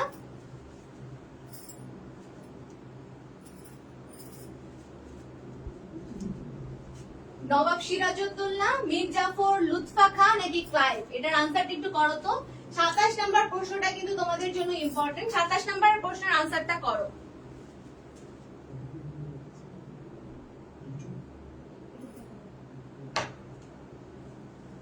সিরাজউদ্দৌলা নাটকে নতুন নবাব কে? নবাব সিরাজউদ্দৌলা, মীর জাফর, লুৎফা খাঁ নাকি ক্লাইভ? 27 এর আনসার আমি দেখতে পাচ্ছি অলরেডি। 27 এর আনসার হবে হচ্ছে মীর জাফর। 27 এর আনসার হবে হচ্ছে মীর জাফর। পরবর্তীতে দেখো কি আছে, আপনাদের পরামর্শে আমি কোম্পানিকে লবণের ইজারাদারি দিয়েছি। কাদের পরামর্শে নবাব ইজারাদারি দিয়েছিলেন? 28 এর আনসার কি হবে? ইস্ট ইন্ডিয়া কোম্পানি, নবাবের সেনাবাহিনী, নবাবের পারিষদ বর্গ নাকি নবাবের গুপ্তচর? 28 নাম্বারের আনসার করো, একটু 28 নাম্বার প্রশ্নের আনসারটা করো এবং সেই সাথে আমি তোমাদের কমেন্ট চেক করব। এখন দেখো তোমরা তো অলরেডি ইমন স্যার ফেসবুক পেজে অলরেডি অ্যাটাচড আছো এবং সেই সাথে তোমরা দেখতে পাও যে আমরা তোমাদের জন্য ফ্রি লাইভ ক্লাসগুলার রুটিন সাজানো হচ্ছে, সেই অনুযায়ী ক্লাস নেওয়া হচ্ছে। ইমন স্যারের কিন্তু একটা ইউটিউব চ্যানেল আছে, তোমরা এই চ্যানেলটা অবশ্যই সাবস্ক্রাইব করে দিবে, বেল আইকন প্রেস করে দিবে। এর ফলে তোমরা ফেসবুকের ক্লাসগুলা কিন্তু 30 দিন পর্যন্ত রেকর্ডেড থাকে, এখানে তোমরা সব সময় ক্লাসগুলা পেয়ে যাবে, অর্থাৎ ফেসবুকের ক্লাসগুলো এখানে আবার আপলোড হয়ে যাবে। তো তোমরা এখনো যারা ইমন স্যারের এই ইউটিউব চ্যানেলটি সাবস্ক্রাইব করোনি, আজকে ক্লাসের পরে সার্চ করবে ইমন স্যার এবং সেই সাথে এটি একটু সাবস্ক্রাইব করে দিবে। এখন দেখো, আপনাদের পরামর্শে আমি কোম্পানিকে লবণের ইজারাদারি দিয়েছি। কাদের পরামর্শে নবাব ইজারাদারি দিয়েছিল? কাদের পরামর্শে বলো তো? নবাবের পারিষদ বর্গের পরামর্শে দিয়েছিল, নবাবের পারিষদ বর্গের পরামর্শে। We have come to earn money and not to get into politics. ওয়াটসের এই কথা ইংরেজদের আচরণের যে বৈশিষ্ট্যে প্রকাশিত হয়েছিল। We have come to earn money and not to get into politics. ওয়াটসের এই কথা ইংরেজদের আচরণের যে বৈশিষ্ট্য প্রকাশ করেছিল, বাকচাতুর্য, ছদ্মবেশ নাকি প্রতারণা। 29 নম্বর প্রশ্ন যারা বোর্ডে দেখতে পাচ্ছ, 29 নম্বর প্রশ্ন যারা বোর্ডে দেখতে পাচ্ছ, একটু ঝটপট আনসার করো তো যে এইটির মাধ্যমে আসলে কি প্রকাশ পেয়েছিল? এটির মাধ্যমে আসলে প্রকাশ কি পেয়েছিল? বাকচাতুর্য, ছদ্মবেশ নাকি প্রতারণা। যারা 29 এর আনসার ঘ করছো তারা সবাই সঠিক উত্তর দিয়েছে, অর্থাৎ তিনটি প্রকাশ পেয়েছে, ছদ্মবেশ, প্রতারণা এবং বাকচাতুর্য। 29 এর আনসার হবে ঘ। আমরা অলরেডি সিরাজউদ্দৌলার শেষ প্রশ্নে চলে এসেছি। আমি বরং নবাবকে বিশ্বাস করতে পারি, আমি বরং নবাবকে বিশ্বাস করতে পারি। ক্লাইভের এই উক্তিতে প্রকাশ পেয়েছে মীর জাফরের প্রতি অনাস্থা, নবাবের শাসনের প্রতি বশ্যতা, নবাবের দেশপ্রেম চেতনায় শ্রদ্ধা। 30 নাম্বার প্রশ্ন যারা বোর্ডে দেখতে পারতেছেন আপনারা প্রত্যেকে আনসার করবেন। লাইভে কিন্তু এখনো অনেক মানুষ আছো, তোমরা যারা দেখতে পাচ্ছ বোর্ডে সবাই আনসার করো। 30 এর আনসার কি হবে আমি সবার কমেন্ট পড়ার চেষ্টা করব। যারা 30 নাম্বার প্রশ্ন বোর্ডে দেখতে পাচ্ছ একটু দ্রুত আনসার করো এবং প্রত্যেকে আনসার করবে যে এই 30 নাম্বার প্রশ্নের আনসারটা কি হবে। তোমরা সবাই আনসার করো, সবাই আনসার করো। অলরেডি আমি আনসার পাচ্ছি, 30 এর আনসার যারা করছো আমি অলরেডি দেখতে পাচ্ছি। তোমরা যারা এখন লাইভে আছো প্রত্যেকে আনসার করো। তোমরা চাও না যে আমি তোমাদের নাম পড়ি, সো এখন আনসার করো, নাম পড়বো, এখন আনসার করো, নাম পড়বো। তোমাদের পরীক্ষার আর মাত্র কয়েকদিন সময় আছে। এখন তোমাদের যেগুলো হচ্ছে সেগুলো হচ্ছে রিভিশন ক্লাস হচ্ছে। এখানে তোমাদেরকে অনেক বেশি এফোর্ট দিতে হবে যাতে তোমাদের সবকিছু একটু ভালো মতো রিভিশন হয়ে যায়। আমি দেখতে পাচ্ছি 30 এর যারা আনসার করছো, মীর জাফরের প্রতি অনাস্থা, নবাবের শাসনের প্রতি বশ্যতা, নবাবের দেশপ্রেম চেতনায় শ্রদ্ধা। 30 এর আনসার যারা করছো তারা সবাই যারা বলছো যে 1 আর 3, যারা 1 আর 3 আনসার করছো, অর্থাৎ মীর জাফরের প্রতি অনাস্থা এবং নবাবের দেশপ্রেম চেতনায় শ্রদ্ধা, তারা সবাই সঠিক উত্তর দিয়েছো। যারা 30 এর খ বলছো, যারা 30 এর খ আনসার করছো আমি দেখতে পাচ্ছি রাকাতুল ইসলাম, রামিম, রোহান, শাহাদত, ওকে। যারা আনসার করছো তারা সবাই সঠিক উত্তর দিয়েছো। এখন দেখো, তোমরা অলরেডি আজকে লাল সালু উপন্যাস এবং সিরাজউদ্দৌলা যে নাটকটা ছিল, আমি চেষ্টা করেছি তোমাদের একটা ক্লাসের মধ্যে তোমাদের রিভিশনটাকে আরেকটু যাতে সহজ করে দেওয়া যায়। এখন তুমি যদি এক্সপেক্ট করো যে এক ক্লাসের মাধ্যমে তুমি একদম 100% প্রিপারেশন নিয়ে ফেলতে পারো, তুমি সারা বছর কি করেছো বলো? তোমাকে তো পড়তে হবে এবং এখন যে সময়টা, এখন তোমাকে শুধুমাত্র প্র্যাকটিস করতে হবে। তুমি এতদিন যা পড়ে আসছো তোমার নিজেকে যাচাই করার সময়, এখন তোমার নতুন করে কোনো কিছু মাথায় ঢোকানোর সময় নাই। আমি তোমাদেরকে আবার বলছি, যারা লাল সালু এবং সিরাজউদ্দৌলা পড়োনি, তোমরা আজকে ক্লাস শেষে ইউটিউবে যাবে, আজকে ক্লাস শেষে ইউটিউবে যে তোমরা এই দুইটা সার্চ করবে এবং এই দুইটার ছোট ছোট ক্লিপ আছে, দরকার হয় টেনে টেনে দেখে শেষ করে ফেলবে, কারণ এখন তোমাদের যে সময়টা আছে তোমরা এখন বই পড়ে শেষ করতে পারবে না। শর্ট ট্রিক্স ফলো করতে হবে। ইউটিউবে যে তোমরা এটি যে নাটক আর উপন্যাসের উপরে যে একটা ক্লিপ আছে সেগুলো দেখে ফেললে তোমাদের অনেকটা আইডিয়া চলে আসবে। 30 এর যারা খ বলছো সবাই সঠিক উত্তর দিয়েছো। এখন বলো তো তোমাদের বাংলার প্রিপারেশন কেমন? এখন একটু বলো বাংলার প্রিপারেশন কেমন? 2 তারিখে যে তোমাদের পরীক্ষায় বসতে কি তোমরা প্রস্তুত? তোমাদের প্রিপারেশনটা কেমন আমি একটু জানতে চাচ্ছি। তোমাদের প্রিপারেশন কেমন? গদ্য, পদ্য এবং নাটক, উপন্যাস সবগুলোর উপরে তোমাদের প্রিপারেশন কেমন একটু জানতে চাই। একটু জানাও তো তোমাদের প্রিপারেশন কেমন। 2 তারিখ যে তোমাদের পরীক্ষা, অফিসিয়ালি কিন্তু তোমাদের ব্যাচের সাথে এইচএসসি এর আগে এটাই হয়তো আমার শেষ দেখা। আচ্ছা এটাও জানাও যে তোমরা 2 তারিখ পরীক্ষার আগে তোমরা কি একটা ম্যারাথন ক্লাস চাও? একদম গদ্য, পদ্য, নাটক, উপন্যাস সবগুলোর উপর এমসিকিউ থাকবে। তোমরা কি কোনো ম্যারাথন ক্লাস চাও নাকি একটু জানাও তো। কোনো ম্যারাথন লাইভ কি চাও কিনা, যে আমি সবগুলা একদম হোল সিলেবাসের উপরে তোমাদের একটা লাইভ নিব। তোমরা কি একটা ম্যারাথন লাইভ ক্লাস চাও নাকি, যে একটা ক্লাসের মধ্যে তোমাদের প্রিপারেশনটাকে আমি আরেকটু চটপটা করে দিতে চাই? তোমরা একটু চাও নাকি যে আমি একটা ম্যারাথন লাইভ নেই? বাংলা একদম গদ্য, পদ্য, নাটক, উপন্যাস যা আছে একদম তোমাদের সিলেবাসে যা আছে সব একদম শেষ করে দিব কিনা একটা ম্যারাথন লাইভের মাঝে? তোমাদের কি সময় হবে? তোমরা কি 2 তারিখ পরীক্ষার আগে আরেকটা দিন তোমরা কি চাচ্ছ এই লাইভটা? যদি চাও তাহলে কমেন্ট করো যে হ্যাঁ আপু আমরা চাই আর একটা লাইভ হোক, এবং সেটা ম্যারাথন লাইভ হোক, সেটা একদম গদ্য, পদ্য, নাটক, উপন্যাস ফুল সিলেবাসের উপরে লাইভ চাচ্ছি। একটু জানাও, একটু দ্রুত বলতে হবে। যদি চাও এই 1 মিনিটের মাঝে জানাবা, তাহলে আমি সেইভাবে তোমাদের জন্য আবার প্রিপারেশন নিব। আর ক্লাসটা কি 30 তারিখ হলে তোমরা করতে পারবে কিনা? 1 তারিখ যেহেতু অফ, সো 30 তারিখ, 2 তারিখ থেকে তোমাদের পরীক্ষা। 30 তারিখ তোমরা সন্ধ্যায় লাইভ ক্লাস চাচ্ছ কিনা একটু জানাও। সবাই যদি কমেন্ট না করো তাহলে ক্লাস নিব না। সবাই যদি কমেন্ট না করো তাহলে ক্লাস নিব না। যদি চাও তাহলে এখনই জানাও। ওই চাচ্ছ কিন্তু বলবো না, বাকিরা তো বলেই দিচ্ছে না। সবাইকে কমেন্ট করতে হবে। যদি চাও তাহলে জানাও যে চাচ্ছ, তাহলে আমি ভেবে দেখবো যে তোমাদের আরেকটা লাইভ ক্লাস নেওয়া যায় কিনা, একটা ম্যারাথন লাইভ নিব তোমাদের পরীক্ষার আগে, এবং সেটা হবে 30 তারিখ। ওকে, যারা শেয়ার করেছো তাদের মাঝে তো গিফট পাবেই, কিন্তু ওই লাইভটা চাচ্ছ কিনা জানাও, এবং সেই সাথে জানাও আজকের ক্লাস তোমাদের কেমন লেগেছে। আজকের ক্লাসটা কেমন ছিল তোমরা একটু জানাও কমেন্টে যে ক্লাসটা কেমন ছিল। সবাই জানাও ক্লাস কেমন লেগেছে। নাটক, উপন্যাসের প্রতি যে তোমাদের একটা রিকোয়েস্টেড ক্লাস ছিল আজকে, তো ওই ক্লাসটা করে তোমাদের কেমন লেগেছে একটু জানাও। ওকে, আমি দেখতে পাচ্ছি অনেকেই বলছো চাই চাই চাই। ওকে, 30 তারিখ সন্ধ্যায় তাহলে আমি আরেকটা ম্যারাথন লাইভ নিব। তো আজকে ক্লাস তোমাদের কেমন লেগেছে একটু জানিয়ে দাও। ক্লাসটা কেমন লেগেছে একটু জানিয়ে দাও। 30 তারিখ সময় দেওয়া যায়? হ্যাঁ 30 তারিখ সময় দেওয়া যায় কিনা এটা নিয়েই ভাববো। যদি তোমরা লাইভ চাও তাহলেই নিব। আজকের ক্লাস তোমাদের কেমন লেগেছে, এবং সেই সাথে জানিয়ে দিও যে তোমাদের 2 তারিখ যে পরীক্ষা, 2 তারিখ পরীক্ষার প্রিপারেশন কেমন। 2 তারিখ পরীক্ষার প্রিপারেশন কেমন? ওকে, ক্লাস চাই বুঝতে পেরেছি। ক্লাস চাই তো বুঝতে পেরেছি। আজকের ক্লাসটা কেমন লেগেছে একটু জানিয়ে দাও সবাই, প্রত্যেকে। মেঘলা, সাদাত, মীর, তাসপিয়া, জান্নাত, মাহিমি, এই কয়েকজন মানুষকেই শুধু দেখছি। এরা একদম শুরু থেকে ক্লাস আছে, একদম গুড বয় আর গুড গার্লস, আর বাদ বাকিদের রেসপন্স নাই কোনো। কেন রেসপন্স নাই তোমাদের? কেন রেসপন্স নাই? তোমরা কেন লাইভ অন করে চলে গিয়েছো বলো তো? ওকে, যারা বলছো ভালো লেগেছে তোমাদেরকে লাস্ট কিছু টিপস দিয়ে যাচ্ছি। যেহেতু 2 তারিখ পরীক্ষা, যদি আর কি 30 তারিখ তোমাদের সাথে দেখা না হয়, আমি আশা করছি 23 তারিখ দেখা হবে, তখন আমি বলবো।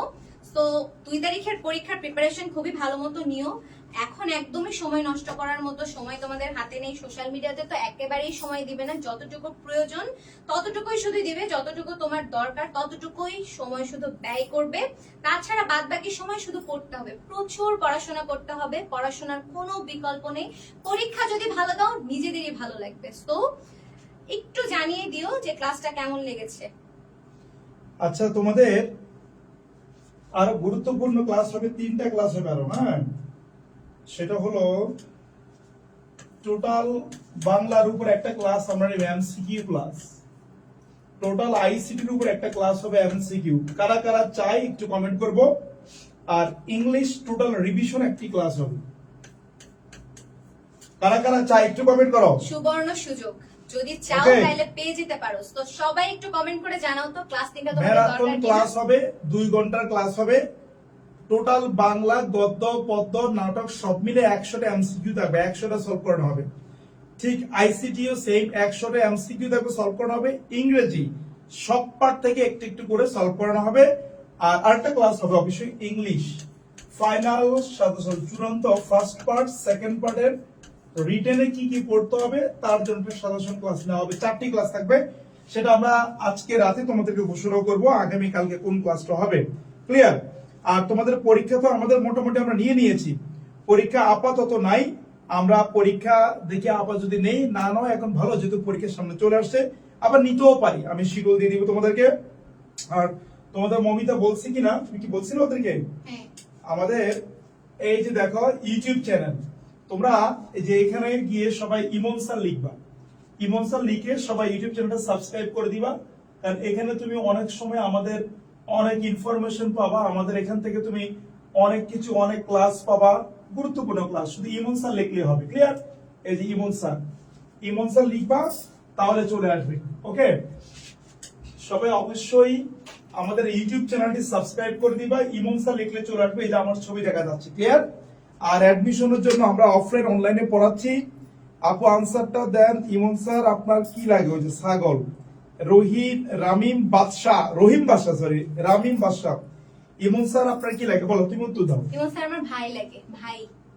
আর আর আমি ইমন স্যারের বোন লাগি। আর কি? আর সরাসরি স্টুডেন্ট, একদম স্টুডেন্ট। আমি তো বলেছি, আমি তোমাদেরকে বললাম না যে আমি একদম ভাইয়ার অফলাইন ব্যাচের ফ্রামগেট ব্রাঞ্চে একদম স্টুডেন্ট ছিলাম। আমি সম্ভবত 22 সাল, হ্যাঁ 22 সালের স্টুডেন্ট, এখন চলতেছে 26। বুঝতে পারছো কি?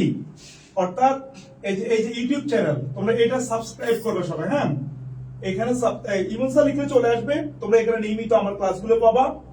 আর তোমরা যারা বলেছো যে ভূমিতা আমার কি হয়, তাদের আনসারটা হচ্ছে এইখানে, এই যে তাদের আনসারটা এখানে। এই যে মমিতাকে দেখতে পাচ্ছ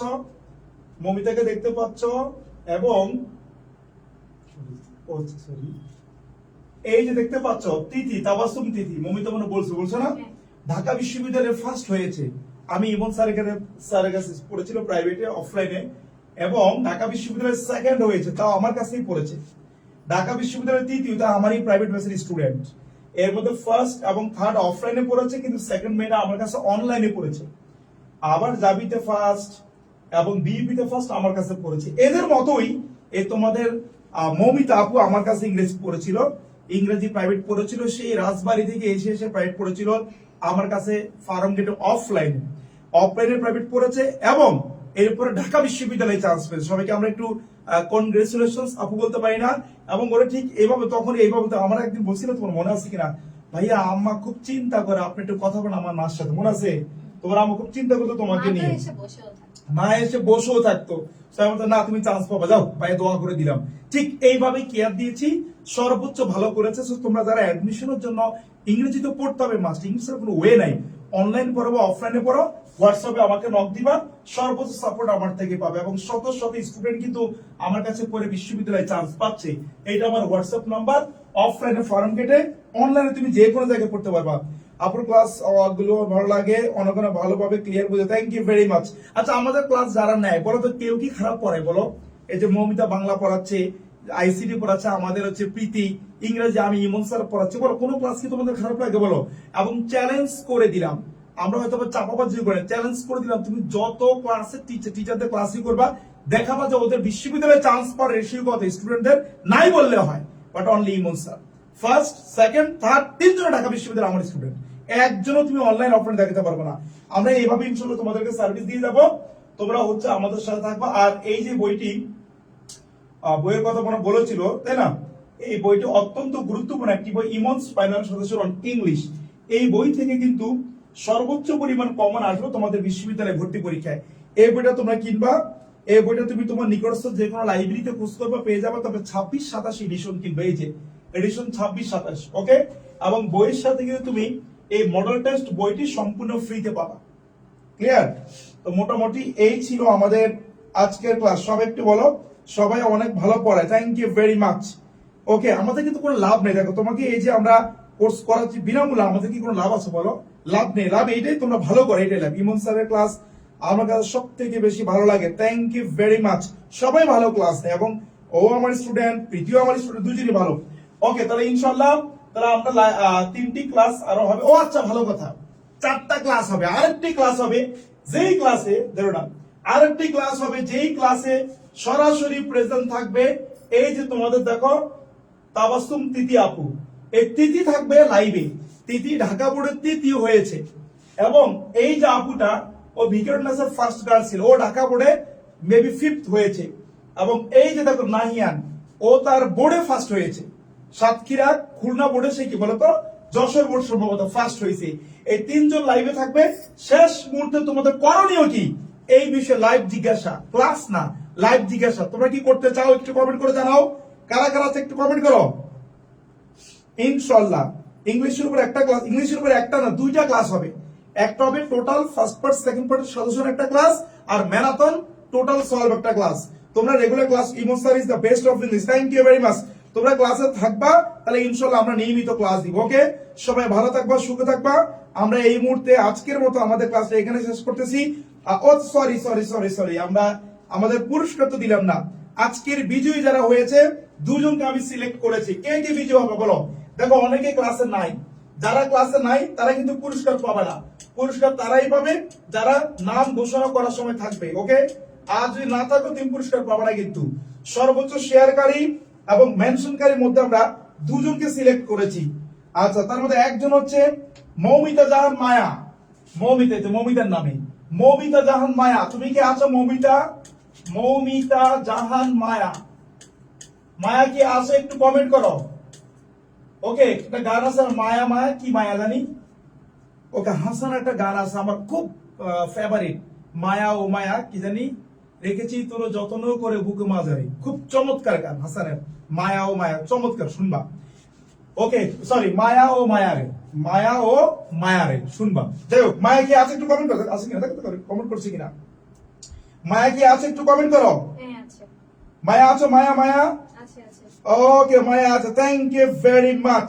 মায়া পুরস্কার পেয়ে যাচ্ছ। আরেকজন পুরস্কার পাবে, আরেকজন পুরস্কার পাবে। তার নাম হচ্ছে শিরিন শাহরিয়ার। শিরিন শাহরিয়ার কি আছো? শিরিন শাহরিয়ার কমেন্ট করতে হবে। শিরিন শাহরিয়ার, শিরিন শাহরিয়ার, শিরিন শাহরিয়ার, শিরিন শাহরিয়ার, 2জন পেয়ে যাবা। প্রথমে 100 টাকা মোবাইল রিসার্চ, দ্বিতীয় হচ্ছে ইমন্স ইংলিশ। এই যে বইটা, এই বইটা তুমি পেয়ে যাবা। ওকে, সবাই স্ক্রিনশট দিয়ে রাখো নামটা, যারা পুরস্কৃত হয়েছে নামটা স্ক্রিনশট দিয়ে রাখো। এটা আছো কিনা একটু কমেন্ট করে দেখো তো আছে কিনা। স্যার আমার নাম দেন সাবির আহমেদ। শিরিন শাহরিয়ার কি নাই? না থাকলে তুমি পুরস্কার পাচ্ছ না, বাদ পড়ে যাবা। শিরিন শাহরিয়ার যদি না থাকে পুরস্কার বাদ। শিরিন শাহরিয়ার যদি না থাকো পুরস্কার বাদ। রনিয়া আহমেদ সুন্দর। আচ্ছা বলো তো, আমাদের এই ক্লাসটা, এই যে আমাদের আয়োজন করে দেখো, ছোট ছোট আয়োজন কিন্তু কিউট সুন্দর। দেখো এই যে দেখো, আমরা যে ক্লাস নেই, আমরা কোনো টাকা নিচ্ছি না তোমাদের কাছ থেকে, জাস্ট তোমরা উপকৃত হও, এতটুকু আমরা চাই। আমাদের জন্য দোয়া করবা, এই মেয়েটার জন্য দোয়া করবা, সবার জন্য দোয়া করবা। আমরা তোমাদের জন্য দোয়া করি, তোমাদের যেই ছোট ভাই বোন যারা তাদের জন্য আমরা দোয়া করি। আমি তোমাদের একটা কথা বলেছিলাম, আমি তোমাদের মায়ের পেটের আপন বড় ভাইয়ের মতো। মনে করো তোমার মায়ের পেটের আমি ইমন স্যার বড় ভাই, ওইভাবে তোমাদের টেক কেয়ার করবে ইনশাআল্লাহ। শিরিন শাহরিয়ার আছে, গুডস, ভেরি গুড। মেঘলা আকাশ তো আমার ছোট বোন, মেঘলা আকাশ তো আমার ছোট বোন হয়ে গেছে, হ্যাঁ তাই না মেঘলা? ওর বাসা আমাকে দাওয়াত দিয়েছে ওর আম্মু। দেখি যদি কখনো বেঁচে থাকি, জীবনে একবার হলে যাবো ইনশাআল্লাহ। আমি তোমাদের আপন বড় ভাইয়ের মতো, কোনো সংকোচ করবে না। যেই কোনো প্রয়োজনে তোমরা আমাকে নক দিবে। এই যে স্যার আমার এই প্রবলেম, বা স্যার আমার অনেক সময় দেখো আমি স্টুডেন্টকে ফ্রিতে কোর্স করাইছি না মমিতা বলো, ফ্রিতে। শোনো, আমি ইমন স্যারকে তোমরা এখনো চিনো না, আমি কি জিনিস। আমি 800-900 স্টুডেন্ট অফলাইনে ফার্ম গেটে প্রাইভেট পড়াই, অনলাইনে তো হিউজ 3-4 হাজার স্টুডেন্ট। সো অনেক স্টুডেন্ট ফ্রিতে পড়াই, এই বই অনেকের ফ্রি দেয়, নিজের বই দিয়ে, অন্যের বইও ফ্রিতে আমি দিয়ে দিই। কেন? আমি ইমন স্যার শুধু একটা কল দিব যে এই বইগুলো দিয়ে দেন, এমন কোন লেখক নাই বাংলাদেশে যে অ্যাটলিস্ট আমার কথাকে অগ্রাহ্য করবে। হ্যাঁ স্যার ওকে দিয়ে দিচ্ছে, কারণ যারাই মোটামুটি ফেমাস দেখবা হয় আমাদের ফ্রেন্ড, নয় বন্ধু বান্ধব, নয় ছোট ভাই। সো তোমাদের যে কোনো হেল্প আমি ইমন স্যারের সাথে তোমরা শেয়ার করবে ইনশাআল্লাহ। ওকে, সবাই ভালো থাকবা, আপনারা আমাদের জন্য দোয়া করবো অবশ্যই। আমাদের ক্লাস হবে কিন্তু কালকে শুক্রবার হবে, শনিবার হবে, রবিবার হবে, সোমবার হবে, একটানা 4 দিন ক্লাস হবে। সবাই ভালো থাকবা, সুখে থাকবা, থ্যাংক ইউ ভেরি মাচ। আর যারা পুরস্কার পেয়েছো, আমি একটু ব্যস্ত তো, আমাকে হোয়াটসঅ্যাপে নক দিও যে স্যার আমি পুরস্কার পেয়েছি, স্ক্রিনশটটা দাও আর তোমার একটা বিকাশ নাম্বার বা যে নাম্বার রিসার্চ করবে সেটা পাঠাও। আমি এরপর আবার একটা লাইভে ঢুকবো, আমি বেরোবো 11:30টার দিকে, আমি ফ্রি হয়ে ইনবক্সে নক দিব। আর যারা অফলাইন অনলাইনে পড়তে চাও তারা আমাকে হোয়াটসঅ্যাপে নক দিবা। Thank you very much. আল্লাহ হাফেজ। তুমি বিদায় নাও।